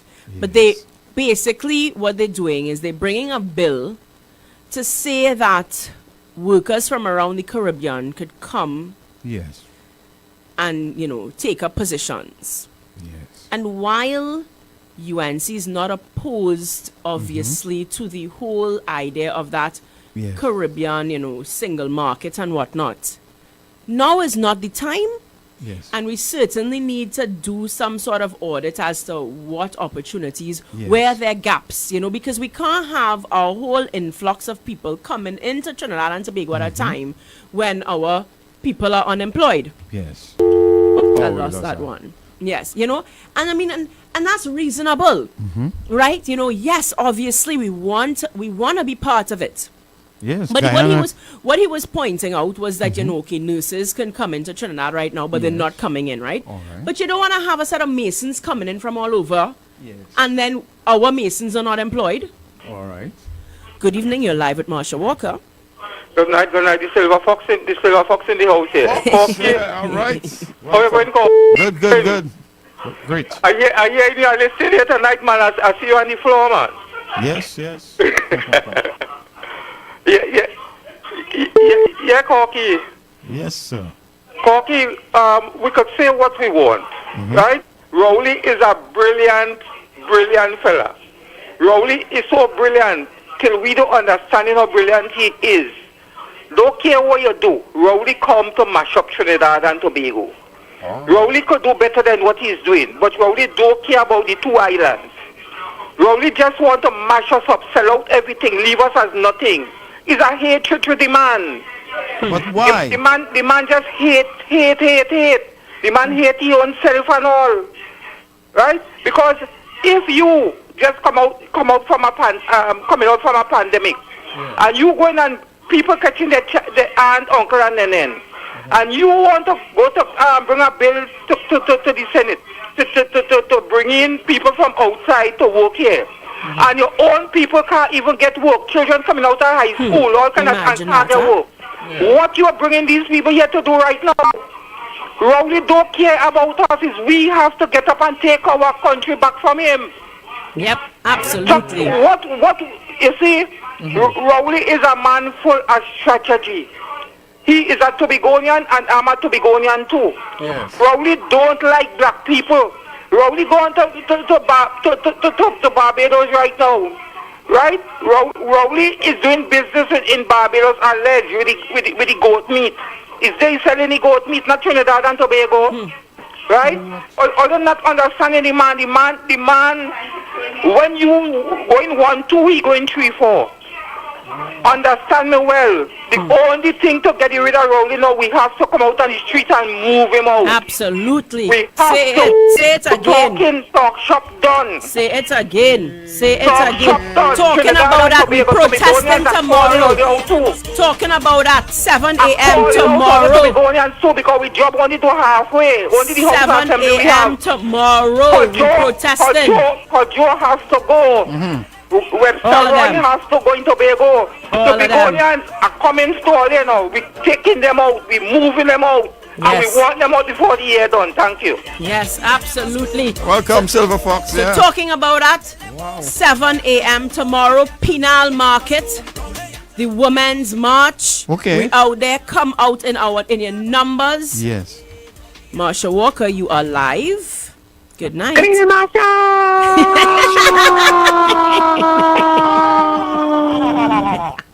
Hello. All right. Good evening, Corky, El Socorro in the house. Short and sweet. Yes. Some more positive. Forget Marsha. If you're still weekend, West Indies women versus India women's cricket World Cup, 9 o'clock tonight. Flow Sports. Stay tuned, right? Looking for a win number 3 out of 3. Corky, if you get a chance this evening, before Marsha close off, try and play rally around the West Indies, man. Yes. Okay. Right? Thank you. Bye-bye. Thank you. He keeps us, El Socorro keeps us in touch with sports and what's going on. So just a reminder, 7:30 a.m. Yes. We are at the Penal Market, which is on Pinal Junction, Pinal. Yes. Right? It's an initiative of the Women's Arm of the United National Congress. Walk with your pots and your spoons. What? You gonna cook? Well, so we're gonna have Marissa Ramlogan at 8 o'clock, and she will just explain why we chose pots and spoons. Oh, okay. We're black.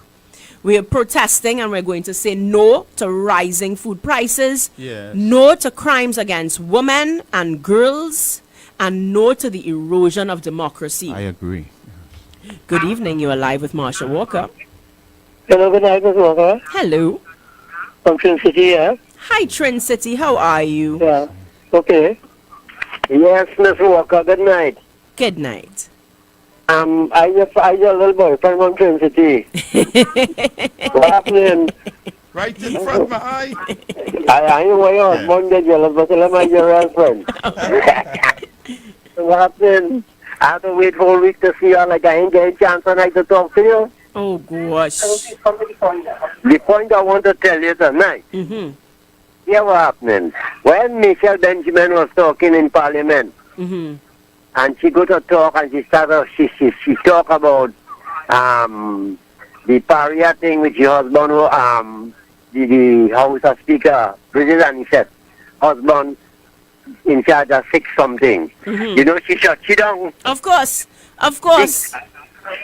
She get really ignorant, and I will have to tell you the thing, but I'll tell you something and walk out Parliament. I didn't care nothing. Because she too damn bold. You know they're wrong and you're guilty as charged. And look what you're telling the woman, telling you the right thing, you're doing talking the truth. Because you're talking the truth, it offends you. Yep. You understand? And that is real, this whole corruption thing here. They want to hear the UNC side. You see where Fazil, well, Munilal tell Fazil yet morning? Yes. Yes. He had to put him in his place. Of course. Because I just always say They always need a whole UNC. CNM, They always need a UNC lawyer. That's what I'm telling you, boy. This thing was real crazy. I don't know, you know. But to help me God, we go get them out, you know.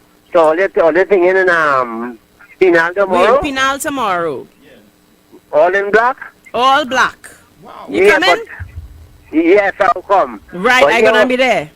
But yeah, what I tell you, you could mark Rowley must go on your jersey, but don't put his face on your jersey, yeah? No, you're mad. No.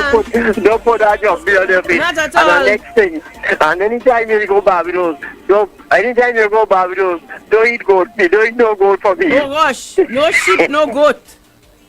Yeah, so I call you because we still long to get you, and I hope you have a good night, and may God bless you with long life, inshallah. Thank you. I'm now seeing as well, just a reminder that this would be, I would have put it on my Facebook, but one of my constituents, my uncle, because in Indigo Martin, my constituents and my supporters become family, yeah? Oh. So is who calls me daughter and uncle. They're really, really, really nice in Diego Martin, I have to say, right? And so one of our supporters in Diego Martin West is actually doing a free glaucoma screening tomorrow. Oh. So that is something that those people can take advantage of. Let me see Where if and I what could. time? That is what I'm actually. Okay. I'm about to try to pull it up very quickly. Yes.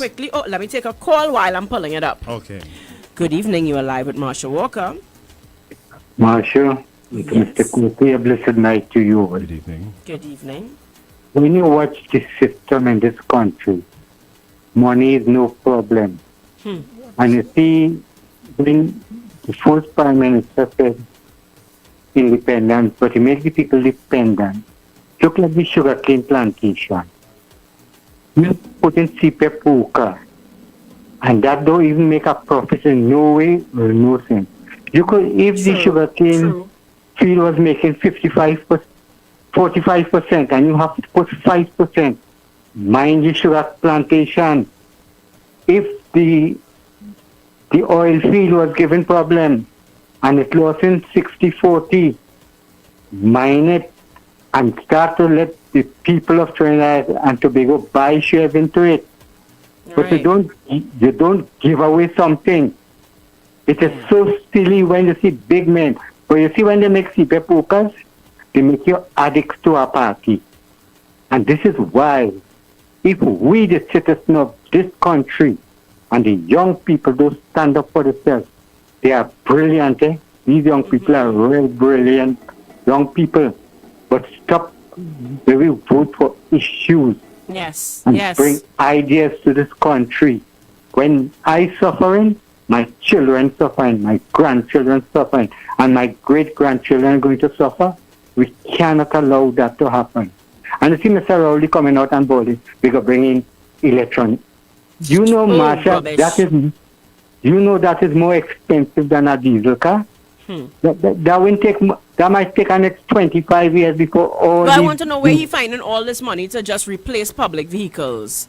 Once I lie with that man, you know. He loves the mama guy stupidity. Boy. As I say, fool me once, shame on me. Fool me twice, shame on you. Well, Marsha, in this world, it have people. Boy. It have people like this. We love a party. And you see this word, black man and black man, we have to stop that and see we as human beings, children of God. We are the children of God. Let us be our brothers and sisters keeper. Yes. You think you don't have red people in African race? You think you don't have black people in Indian race? We cannot push down one another. Let us unite one another and make the world a better place. What for ignorance? What happening to Russia and that country? It behaving to stupidity and for greed. Money don't have a brain, you don't have a soul, you don't have a conscience. And the people who have this make all their money and become so silly. We polluting the earth, we polluting the water, we polluting the air, every single thing.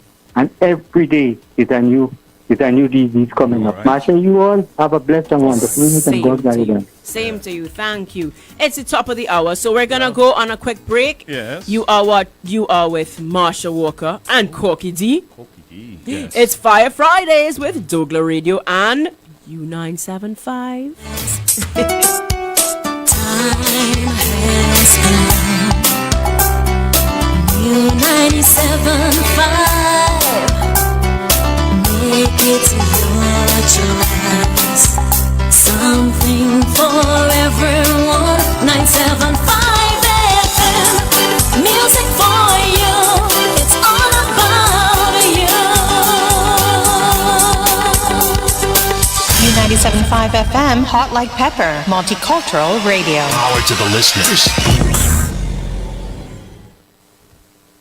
What goes in is a local something that makes it all taste better.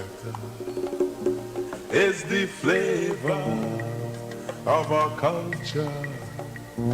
Come from here, come from there, and everywhere. It's the special flavor that's made us savor at the Royal Castle. Oh, come the Royal Castle. Royal Castle. Flavor to the bone. Royal Castle. Taste the very own. Royal Castle is the local something that makes it all taste better. Taste the unique flavor of our culture at Royal Castle. The Grand Coulon Spa Resort at Stonehaven Bay, Blackrock. Bed and breakfast rates available. To book, call 283-2597 or 463-2946. The Grand Coulon Spa Resort at Stonehaven Bay, Blackrock.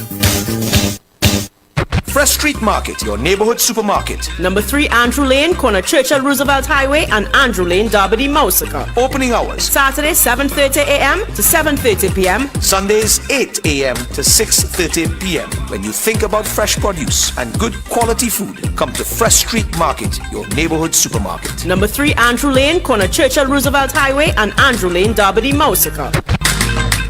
Rupnarines March Special now on. Purchase any kitchen or bathroom vanity and get your handles free as well as free installation. Yes, available for the entire month of March. Free handles, free installation. There is more good news at Rupnarine. We manufacture everything you need. Just let us know the size and color. We also do site visits nationwide. Visit us at Rupnarine's Commercial Complex, Caroni Savannah Road, Chaguanas, or call us today at 665-7667 or 377-7667 for more details. Come to the Waves Restaurant and Bar, Grafton Beach, Black Rock, Tobago. Great ambience, fantastic prices, all COVID protocols observed. Full premium bar available. Call Waves at 731-4646 to make your reservation. Come dine with the Waves Restaurant and Bar, Grafton Beach, Black Rock, Tobago. You must be vaccinated to dine in. Hi, this is Michael Rutlal, attorney at law. I'm inviting you to join me every Thursday at 5 p.m. on MCTV for the Social Contract. It's a new show where we will be discussing bills that are being debated in Parliament, topical legal issues and recent decisions of our courts, and where we'll be giving general legal advice on issues that affect you, the public. I encourage all of you to continue looking at MCTV, bringing you back to where you belong. Yes, it's back! U97.5 Hot Like Pepper Multicultural Radio. Bar Hop is back. This Saturday, 12th March, we are at the Roxbury Sports Bar, number 325, Southern Main Road, Cunupia. Live entertainment by Nishan, Hitman, Prabhu, Papa Steve, and live Tassa from Shooting Stars Tassa. Yes, it's back. U97.5 Hot Like Pepper Multicultural Radio. Bar is back. This Saturday, 12 March 2022 at Roxbury Sports Bar, 325 Southern Main Road, Cunupia. This event is hosted by Koki D and DJ Anil. Showtime, 7 p.m.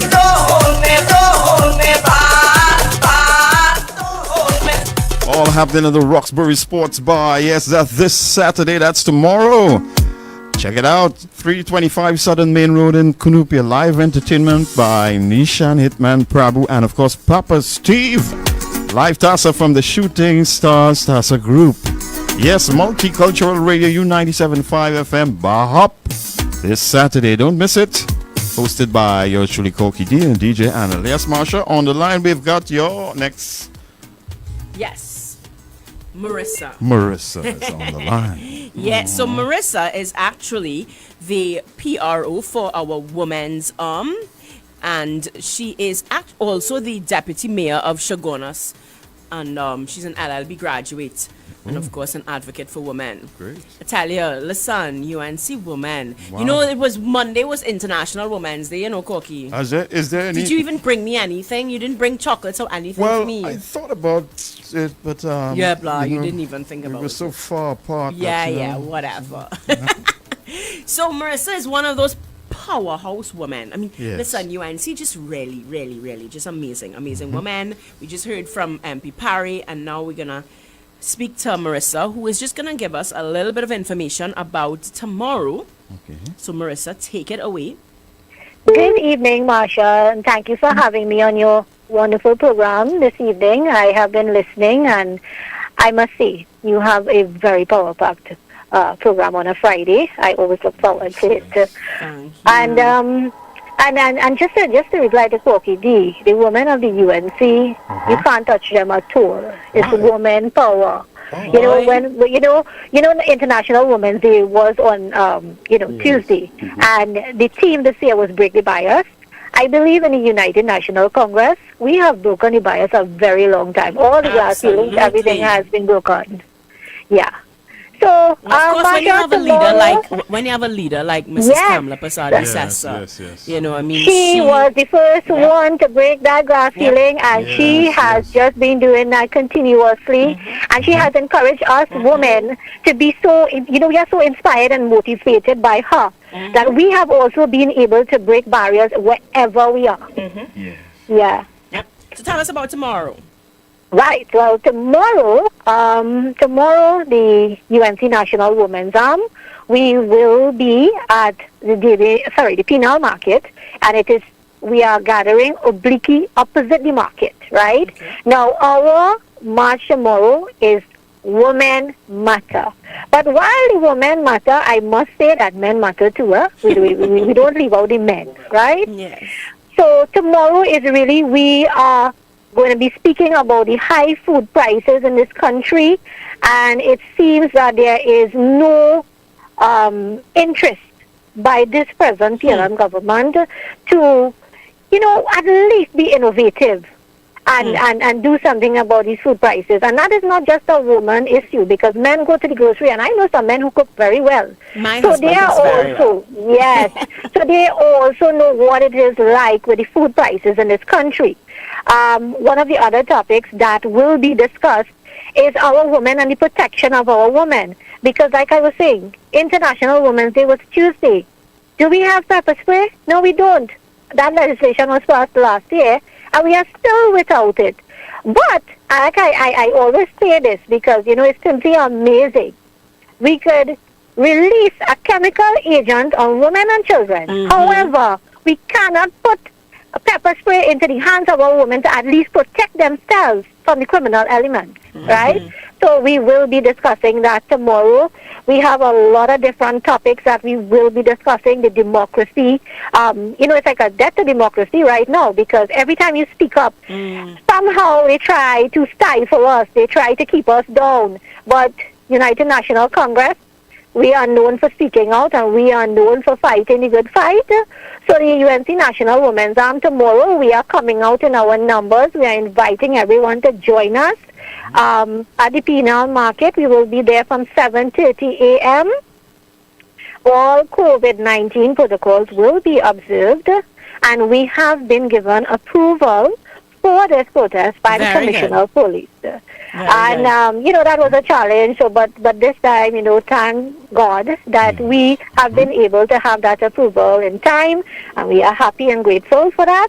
So tomorrow it is us standing up as women, and I want the men to come out to come support your women tomorrow, because all the things that are discussed affects every household in Trinidad and Tobago. Yes. And they're supposed to walk with pots and pans, yes? Yes, walk with your pots and pans. Okay. Corky B, I hope I see you with your pot and pan tomorrow. Corky wants to know if we're cooking. I don't have any pot, but I have a pan.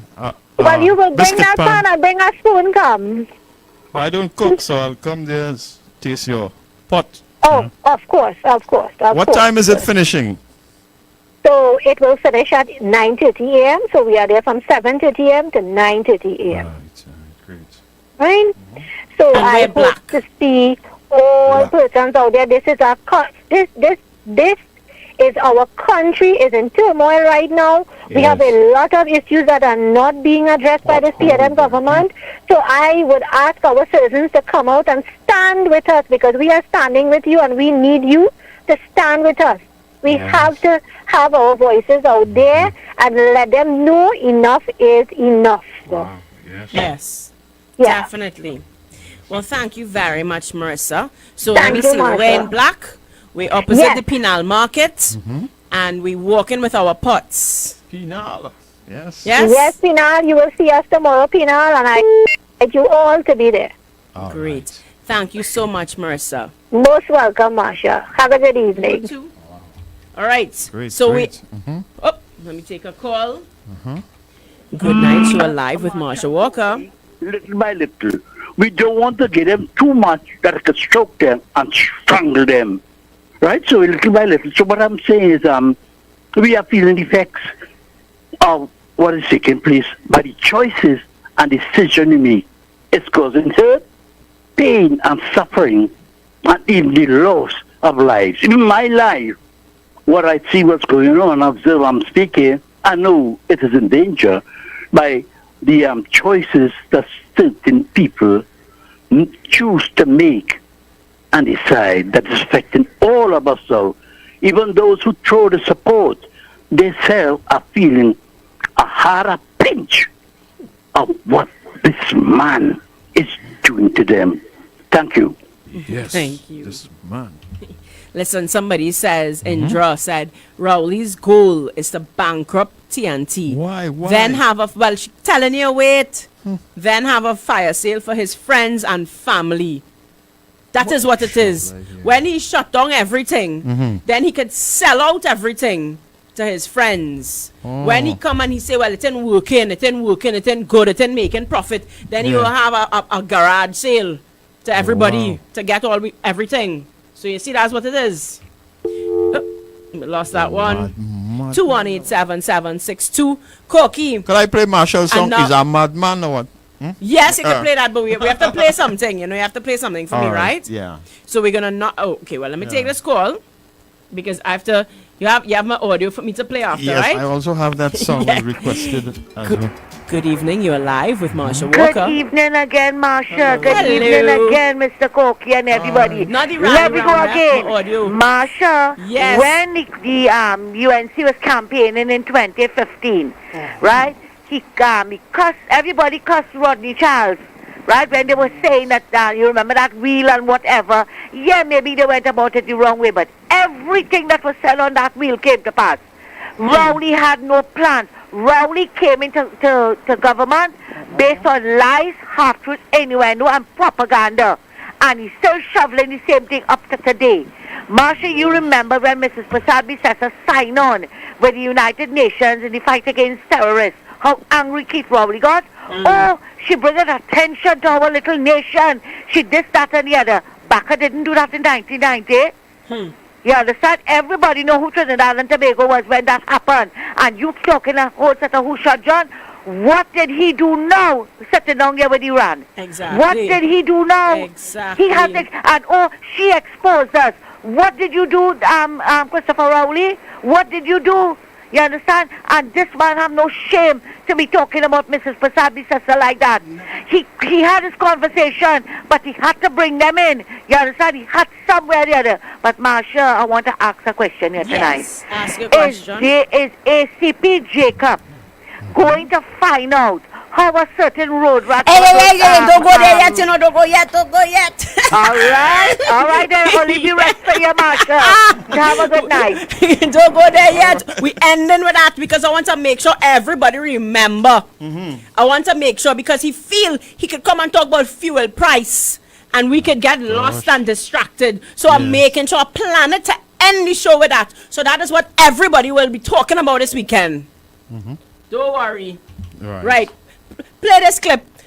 Yes. So we had the conversations with the Prime Minister. You all remember in my first show by myself, I came and I took the Prime Minister's words apart, right? Yes. You know, I like to do that because the man use it. Anyway. I listened to the recording and I try to figure out what it is. Okay. Play it. We can play it You 3 ready? times if you need. It's only 20 seconds. Are you ready? Yes, play let's it. go. And I never imagined that leaks could have prevented people from getting an efficient water supply because it breaks down pressure and the water cannot go to communities on the upper levels. And that is why as Prime Minister, I was very happy after the election results came out. Then I got somebody who had no connection, no understanding, no nothing to do with WASA, to be Minister of WASA. Yeah, that's the end. What's going on? But that's what I tell you, light play. It's only 20 play back seconds. again? Let loop it, light loop, light Let's loop. go again. And I never imagined that leaks could have prevented people from getting an efficient water supply because it breaks down pressure and the water cannot go to communities on the upper levels. And that is why as Prime Minister, I was very happy after the election results came out. Then I got somebody who had no connection, no understanding, no nothing to do with WASA, to be Minister of WASA. What's going on, Marsha? That is what is going on. This Prime Minister of ours is just silly. So you have a minister. First to begin, the Prime Minister called the ministry Minister of WASA. He's the Minister of WASA. No Prime Minister. It's called the Ministry of Public Utilities. But we don't expect him to know what's going on in his government because he's always playing golf and running down whatever he's be running down. Right? But there's so much in this video, in this little 20 seconds. Yeah. Right? First of all, well, right, you call the ministry name wrong because you don't know anything. Second of all, he talks about, he was so happy that Marvin won his seat because he needed Marvin, the hero, to come and fix Wassa. Right? All hail Marvin. Marvin had to fix Wassa. Well, let me explain how government does work for Keith Rowley, who didn't understand. Marvin could have been brought in the Senate since 2015. Had you really thought that Marvin was really a savior for Wassa? If you really was concerned that Wassa was being run badly and you really genuinely wanted to fix it, you didn't need to wait for Marvin to win his seat. Marvin could have been brought in as a senator. Marvin could have become a minister of, as you say, Wassa. And he could have put in all this plan since 2015. So for those who have not seen through this whole conversation with the Prime Minister, let me break down something to all you. Check it out. The conversations with his Prime Minister, he's always say, well, we're going to have them, we're going to have them, we're going to have them, and we's never have them. He's have about 2 or 3, and then it's stop. But when he's have them, is when it's an election year. So in case people have not realized, local government elections are now due. And so what this is campaigning on taxpayers' dollars. That is what this is. And we need to call it for what it is. Because once again, PNM is thieving we money. Because they are using our taxpayers' dollars under the guise of conversations with the Prime Minister. But it is really campaigning. And Marvin come with he big plan, which if you ask me is rubbish. But I wouldn't go into that because I will bring maybe Barry or even, I know my husband and go want to come on air and talk about it. But my husband is a contractor. Right, and so he did his diploma in engineering and whatnot, and I mean, and because he's been involved in construction for 20 plus years, he understands engineering better than most engineers, if you ask me. So when Marvin was talking, I was just taking it in, whatever, but he was ripping apart that whole proposal from an engineering point of view. So that's just to show you how Rowley is choose all kind of rubbish, because you're saying now you wanted somebody who have no experience, no nothing.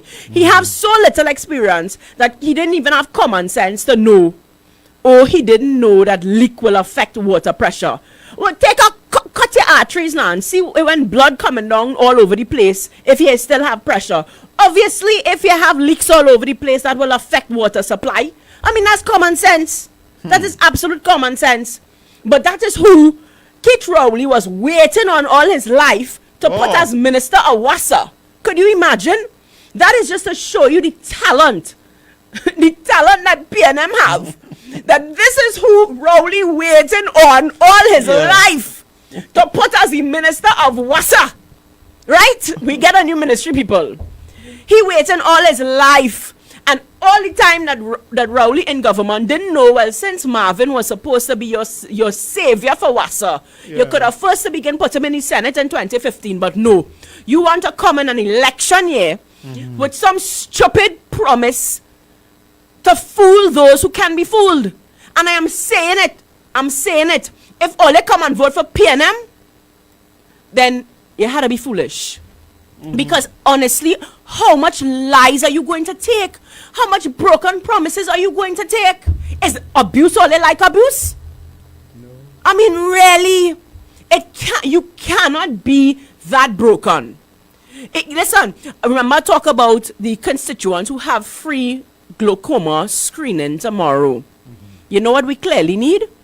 We need some people to do psychiatric evaluations and psychology, some counseling.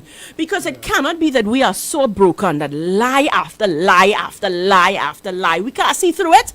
Nah, man, Corky. Something wrong. This is an obvious playbook. You are telling me that in year 7, you are in your 2nd term in government, and you now come up with this brilliant plan. And if you pay attention to the whole conversation, Marvin said that it take a few months for him to put together this plan. So if it take a few months to put together this plan, why it is you're now releasing the plan coincidentally in a local government election year? Why you didn't do the plan from the time you win the election and the Prime Minister put you as Minister of WASA, why you didn't do the plan right away and implement the plan within 6 months of being in government? Why didn't you do that? Didn't have any plan. Right? But all of a sudden, what, you're holding it as some campaign promise, because that is what it is. It is a campaign promise. And for those who have not realized and paid attention, PNM stands for Promises Never Materialize. Okay. If you fool me once, shame on you. But you fool me twice, shame on me. And PNM has been fooling us for the last 60 years. It is time for us to wake up and say no to the abuse. How you could have a minister of public utilities and he could proudly and confidently declare that he did not know that leaks affect water supply. I seen my phone ringing. Yes. Good night, you're live with Marsha Walker. Good night, Marsha and Corky.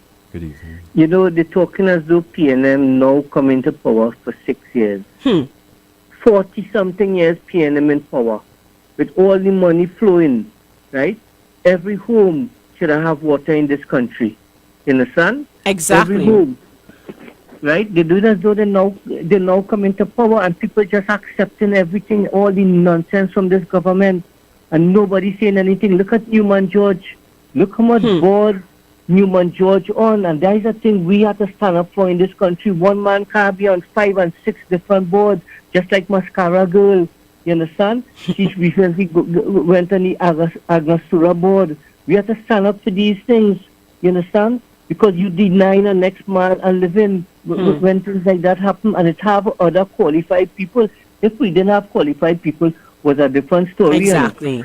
But we have people to fill these positions because Newman George is Rowley lawyer and is also the husband of the Speaker of the House, right? He on about 5 different boards, 8,500 a month, 1,000 traveling, 6,500 a month, 1,000 traveling, right? What are the amount of salary this man getting? And he and all the oil company boards too, Heritage, Paria, right? And the other one, good? About 2 other boards here on. Yeah, I think it's 8 boards or some nonsense here on. 8 boards, and about 5 of them is oil related. That was to destroy the information, right, of the alleged fake oil issue where the Prime Minister would have been under serious imprisonment. You understand? Good? And we just sitting down there and taking everything and people just going about the way. No, you see how things getting harder? Which means, you see the prices of pharmaceuticals and grocery items, everything, and besides it getting higher, is also scarce. Yep. You understand? You know much pressure medication scarce and thing right now? Right? And people just rock back and like nothing happening. Not because you get a house from PNM or you get this from PNM. Come out and stand up, take the house and but I mean, not even, but the thing about it is, you're looking at PNM supporters and the standard of living is so very poor. I mean, you must have a sense of self-worth. Well, you see, the thing is, the information is not reaching out to the public. Right? You would hear a young person say, oh, my father said Kamala and them teeth, so I vote PNM. Okay, what did Kamala teeth? You can't answer. No, you can't say answer. That. Yeah. If you go and ask your father what did teeth, he still can't answer. This is why I was telling Anil the need to do leaflets, right? And get it out on the streets, get it out in the country. You understand? Get all the information, live sport, Bitam wastewater project, all the issues that you're accusing UNC for, get it out on the streets so that people could understand what is really happening in the country and wake up a little bit. You understand? People just sleeping in this country. I mean, thank God for Tobago, right? Silver Fox. I mean, he just keep Tobagonians alive and surrounding people, and everybody have to do that in their area. Everybody have to campaign with the people around them. You're traveling in a car, there are people around you. campaign. You understand? Your workers, you campaign. You show them different forms. Agreed, You know what I agreed. mean? Because you see, this thing is a serious thing. You know, our country, we going through. You know, we going through, and we have to support the WASA workers. We have to support everybody. Everybody has to support. But look at what's going on with WASA now. I mean, more water is wasted. No, I'm talking about the WASA employees. You know, I mean the risk. It is the same playbook as Petrotrin that you are seeing. You know, it's the same playbook, and people need to see it. People need to see it. Petrotrin. If we had Petrotrin today, we smiling. You understand? If we had Petrotrin running with the refurbishment they were going to do, we'd have been sailing. He closed down Petrotrin because Petrotrin, and nobody's saying it, Petrotrin costing $2 billion a day and this and that and thing. But it's Malcolm Jones and Ken Julian and the other one that take loans against Petrotrin in US multi-million dollar, billion-dollar loans. And nobody never and yet pay back people a just want to cent. talk about UNCT fair.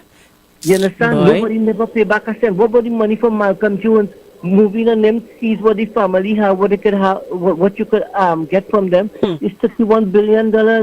You understand? Ken Julian, right? The same thing with UTT, right? Moving and see what you could salvage. But the thing is, everybody just rock back and you just writing off this and writing off that from this one. Yeah. You understand?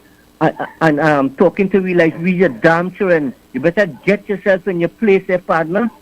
You better act your role because we are the government and not all you. And that is We are the ones paying you. Yes, exactly. That is our money all you're spending. You understand? Them do it as though we're a damn children. You know, we just talk to people. Mm-hmm. You understand? And this property tax. If this man, when Inboard paying his property tax, then we go pay property tax. He passed a law. Imagine a law was so important in property tax. So much laws you need in the country. You pass a law concerning property tax to exempt himself, right? Family-owned dwelling places from until 2025. And spine and laugh and say, well, I won't have to pay no tax till 2025. But only lucky Trinidadians ship it, no? Only really lucky Trinidadians ship it, no? You understand? Because in our next country, you don't know what happened already. Of course. You understand? Absolutely. Okay. That's why I say I blame us because we allow them to get away with the kind of shippiness they get away with. We have to make sure we not pay no property tax until Inboot and them start to pay property tax, or until we hope that we have election before that, because the deadline. I hope the 30-something thousand didn't submit the forms up to the last deadline. You understand? Yes. We hope so because you know what I mean. Because I encourage a lot of people not to submit it, right? Because we working on the ground. We have to work on the ground. We have to work on the ground. You understand? Yes. But we have to stand up. We have to. You see this country. Watch me. If I was one of them in that higher gap, I would have been worried because anytime our country has a gap between the rich and the poor, like this country. You know what that leads to? Yep. I wonder if you know what that leads to.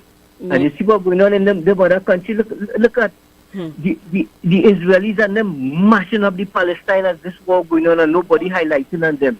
They lick up so much of them this week going here. The Israelis and them. You understand? Because everybody's studying this thing with Russia and with Russia and with Russia. And they're mashing up the Palestine. Year after year. They're mashing up them people every day. They're licking them up. You don't see nothing on the news, no kind of highlight on the news like what's going on in Russia. You seen any black people there in Russia? Oh gosh. Except the Indians and the Africans, they had freezing that UN had to send in people to try to save them. Freezing in ice freezing on the ground. You understand? And look what's going on in Africa. Yeah. Biden and them sponsoring, right? Certain movements in Africa that's oppressing and licking up people. You had 2 million people moving out, running, right, in Africa. People don't really understand what's really going on, but you see Trinidadian have to wake up. Yeah. Wake up. You understand?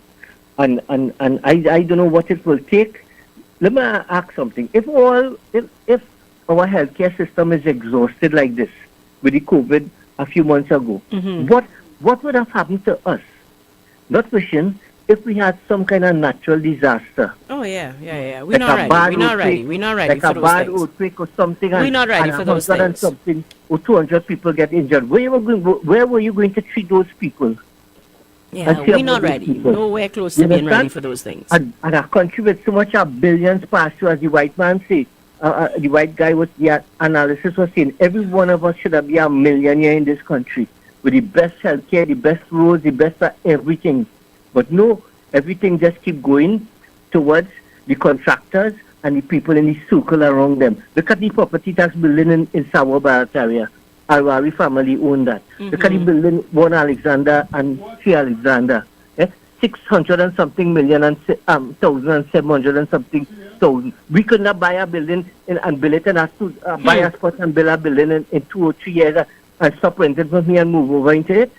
True. No, because we want to we want to let them get the money. You understand? It's very nonsense. Watch me. It's only Trinidad all this nonsense can happen, no? If it's a next country, watch me. It's turmoil, no? Yeah. True. Anyway, take care and keep up the good work. You too. Thank you. And keep up keep up the groundwork too. All right. Oh, well, good night. You are live with Marsha Walker. One more time again. I hear the guy talk just so he speak very well, but I want my people to know. Sir, I have to ask you, because what we want to do is make sure that everyone gets a chance to call, right? Yeah. So I want to ask you to maybe limit the number of times you call in one show, just so that we can allow others. Well, no, Marsha, I don't take long, Oh, yeah. Okay. Very short. Yeah, I don't take long. I mean, I'm not going into politics in any political party, but I love to extend my best wishes, and do the best I can in representation for my people and my country and better living standard. Thank you. That's it. Great. Okay. Wow. That was quick. So I want to remind those who are in the West that there's a free glaucoma screening on tomorrow at the Care Clinic and Medical Center. You were asking, Corky, where it was. Yes. So it's 32 Kitchener Street in Woodbrook. Okay. Yes? Right. So you guys could check that out. I posted a flyer on my social media, so you could check it out if you're in the West as well. Okay. Yeah, and maybe when you finish, that's a big drive, but Corky, if you're feeling to have a little road trip, after we knock Pan in Pinal, we go down to Woodbrook. Oh. Now, Corky. Yes. We have just about 20 minutes, right? Already? It's just about 20 minutes. I've taken off my headphones, Corky. It was a great show. Because I'm going to talk for a little bit. Then we're going to open back up the phone lines to end there, I'm getting frightened. But one time, listen, you're getting frightened? You take off your headphones. Corky, what? I ain't even know what song to play, Corky. Pertaining to what? I can't think about what song I want to play. Give me an idea of what's the mood you're speaking about, and I'll get a song. I'm so mad. A mad song. Let me see. I ain't know what song to play, Corky. All right. But PNM. So you know Paria, right? Yes. You know the whole issue that's going on. Yes. And it's so much that happened just with this week that you could be mad about with the incident. Yeah. So I'm just going to remind everybody of a few things. When the contractor, all the time we can't hear Paria taking days to put out a press release, nobody want to talk. But when LMCS put out a press release, all you realize that Paria respond almost immediately. They responded faster to the LMCS press release than they responded to the actual incident. Oh. And for those who love Eugene Tia, let me explain something. We have nothing against Eugene Tia. We have nothing against his credibility, nothing against his personality, nothing against his qualifications, nothing against that.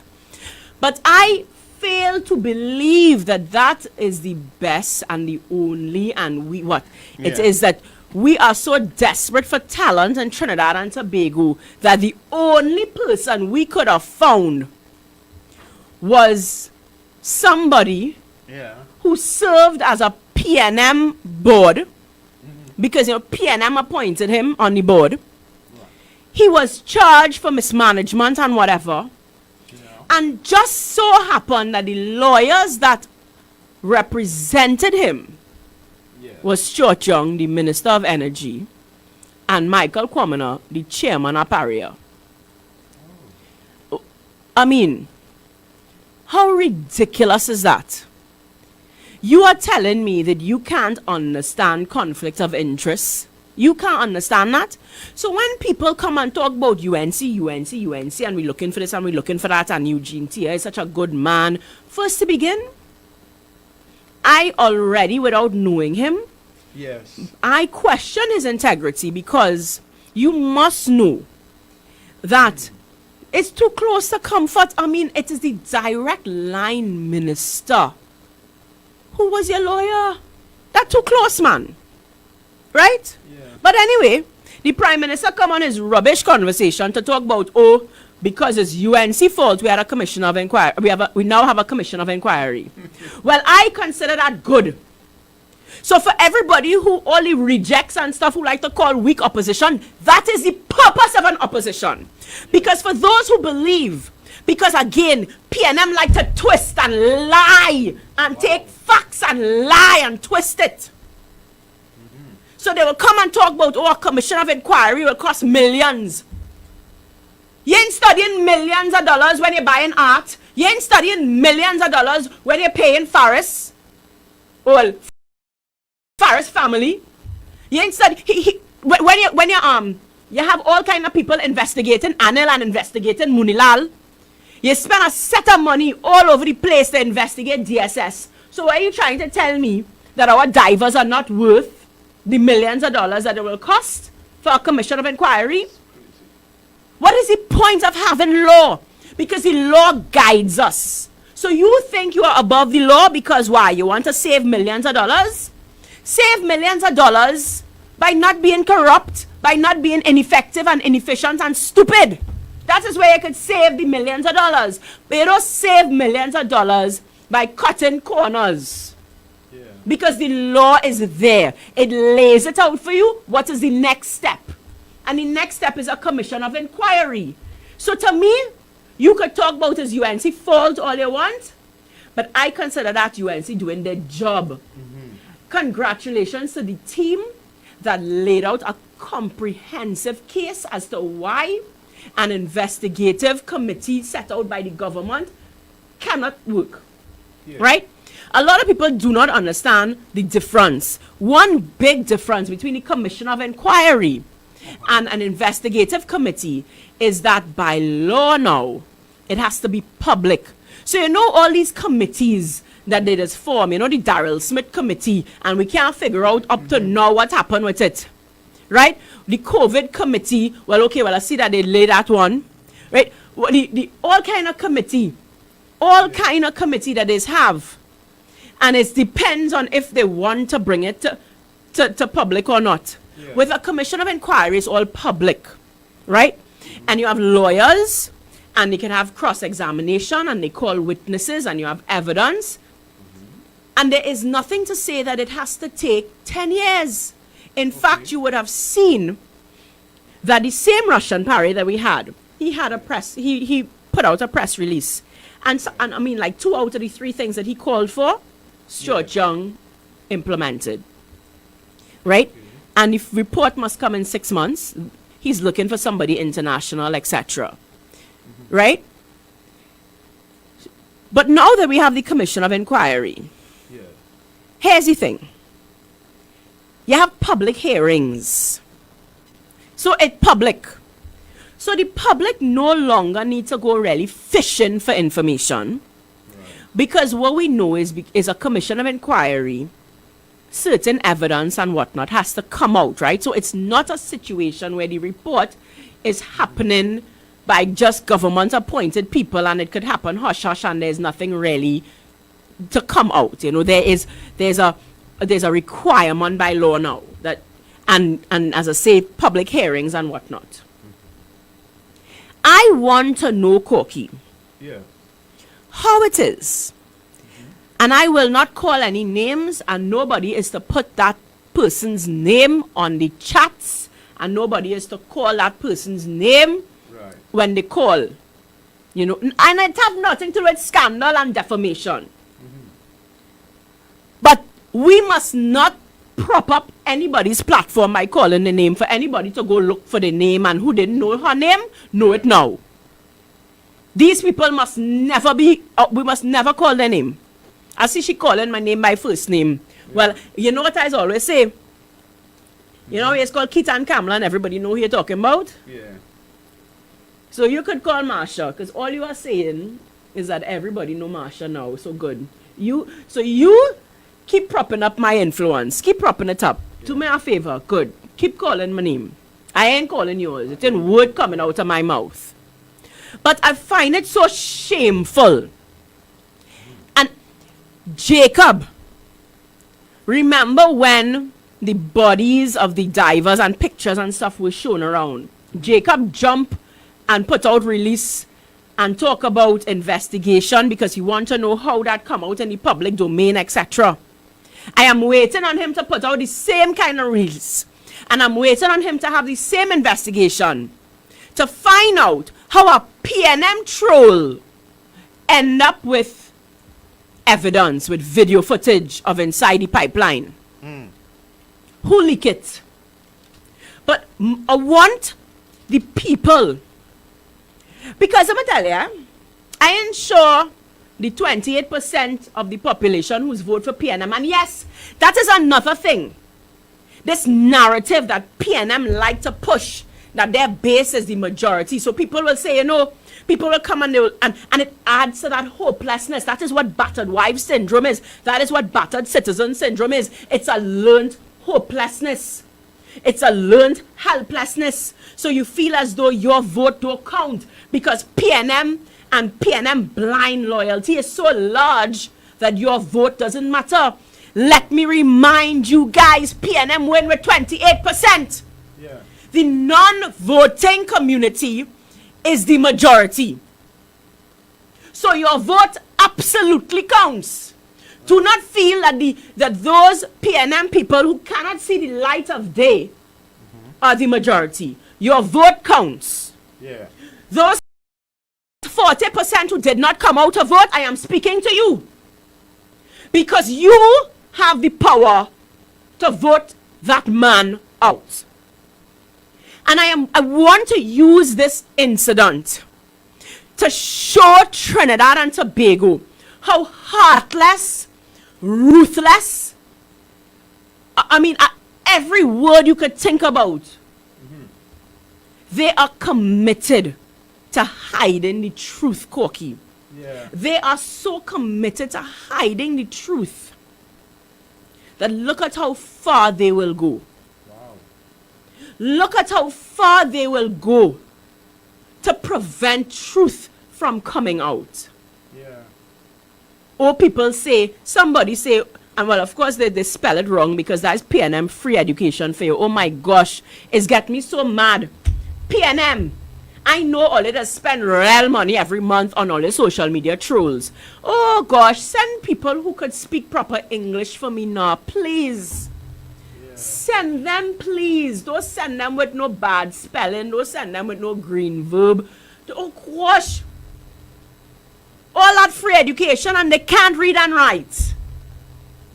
At least copy and paste or something for them when they come in on my timeline. But one come to say I have no proof. Well, of course, again, they use the wrong words. They say I have no proof of. Not proof of, eh? Yeah.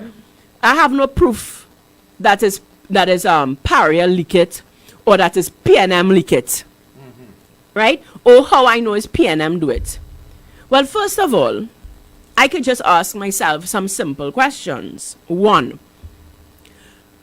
will the family of the divers risk their own investigation? Corky, you think the family of the diver will risk the investigation being tainted? I don't think so because they want justice. Yes. Right? You think if UNC was leaking it, you think UNC will leak it to a PNM troll? You think the PNM troll will take it from UNC? She had to be more stupid if she take it from UNC. Right?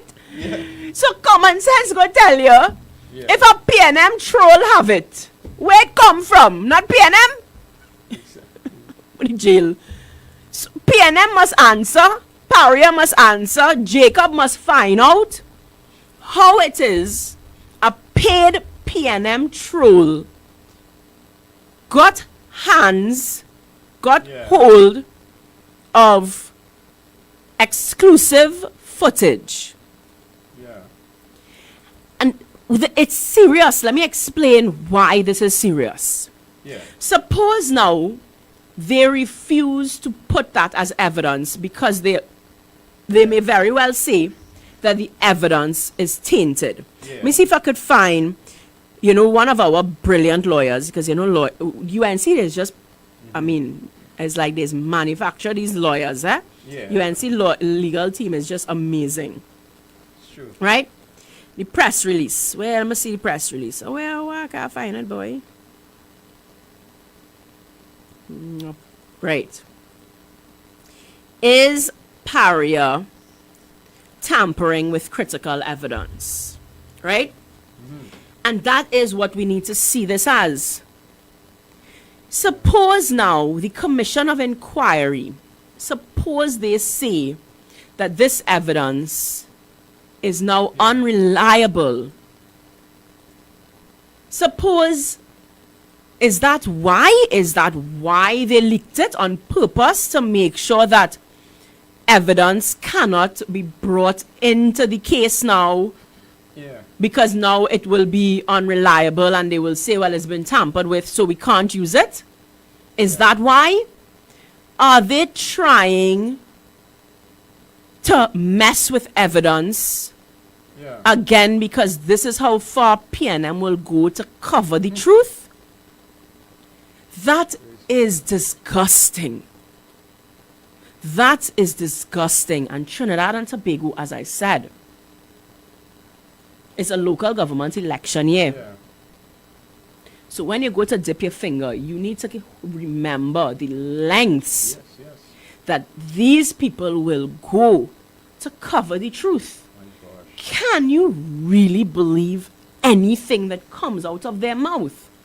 If they will go to these lengths to control the narrative, what other narrative have they changed and altered and tampered to benefit them?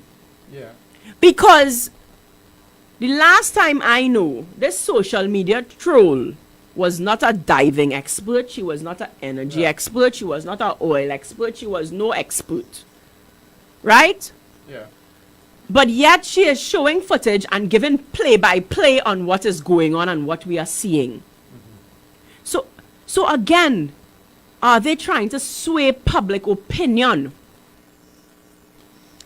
And that is the sign of tyranny. I showed already how they use our social studies textbooks to recreate history.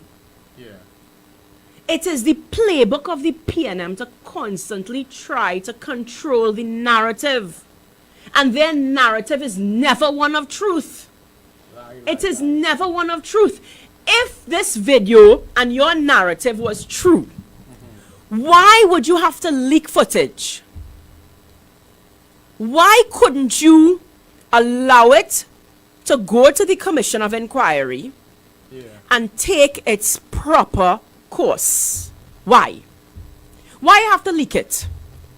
And this is exactly why our political leader, you could hear the passion when she spoke. She said, for God's sake, shut down this site. It is a crime scene. It is a crime scene. It is a scene under investigation. Why is the board and the management still there?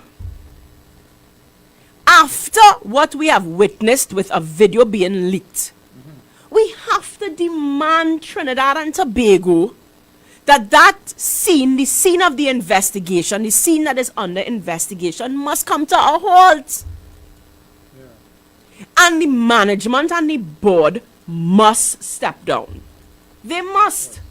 Because we're already seeing that evidence is being tampered with.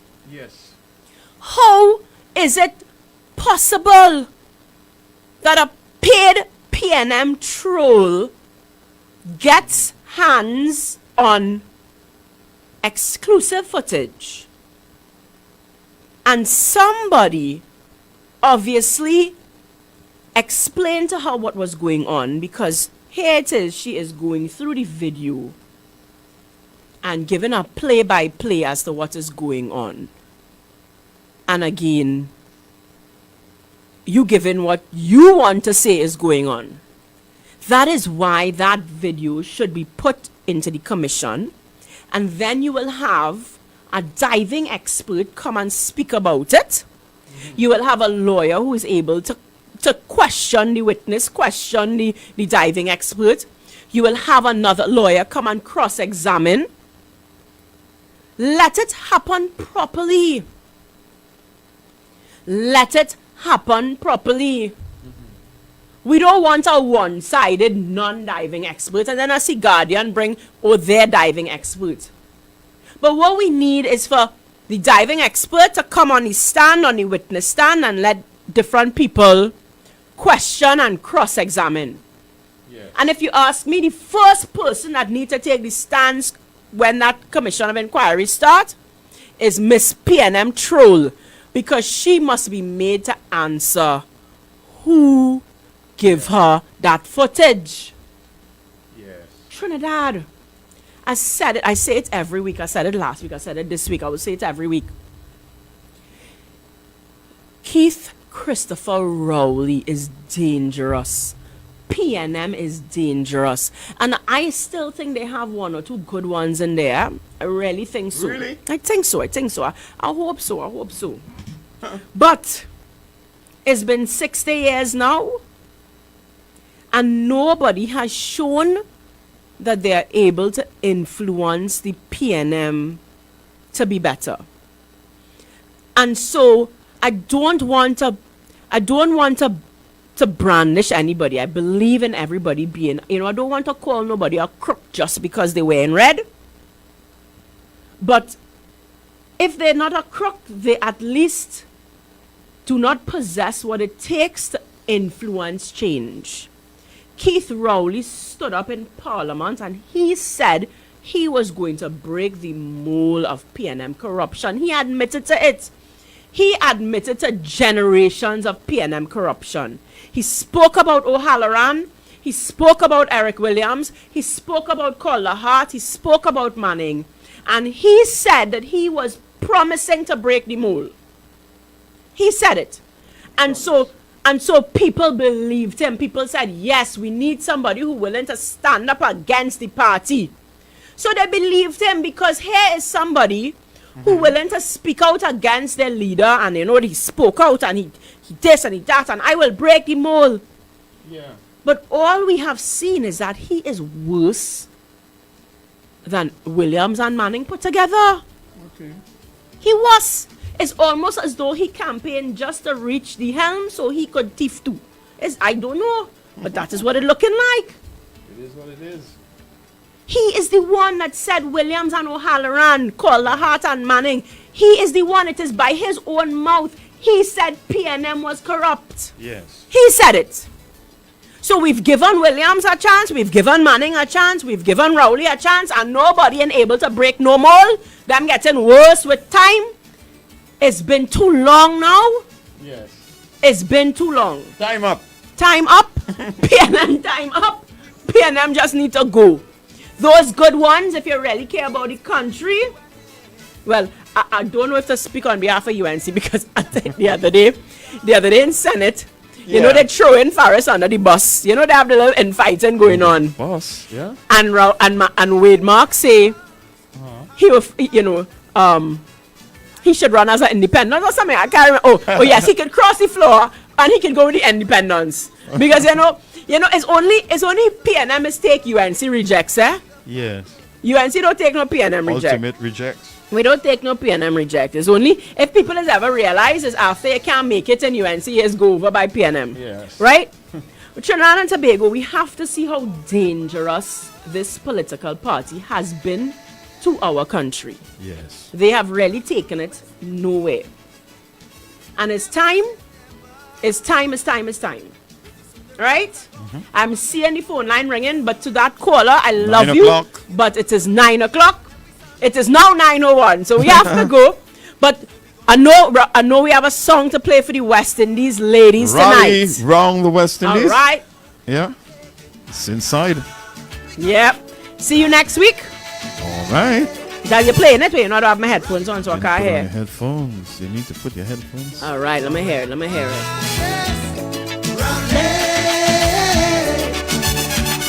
Rally on the West Indies. But not keep rolling.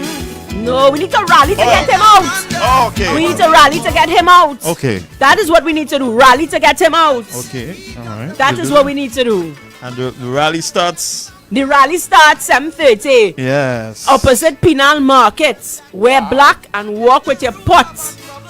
Because my pot empty. Because the food price is rising. So then I can't afford to feed my Bring family. any pot so you'll get stuff in the market right here. No, we bring in the pot to show how we pot empty. We cupboard empty. Now I get it. Right. We yeah. bring in the empty pot to show under this PNM government my pot empty. Great. Food prices out of control. My pot empty. All I can do is bang and hope. Guys, it's been lovely. See you next week. Keep the fight up. Rowley must go.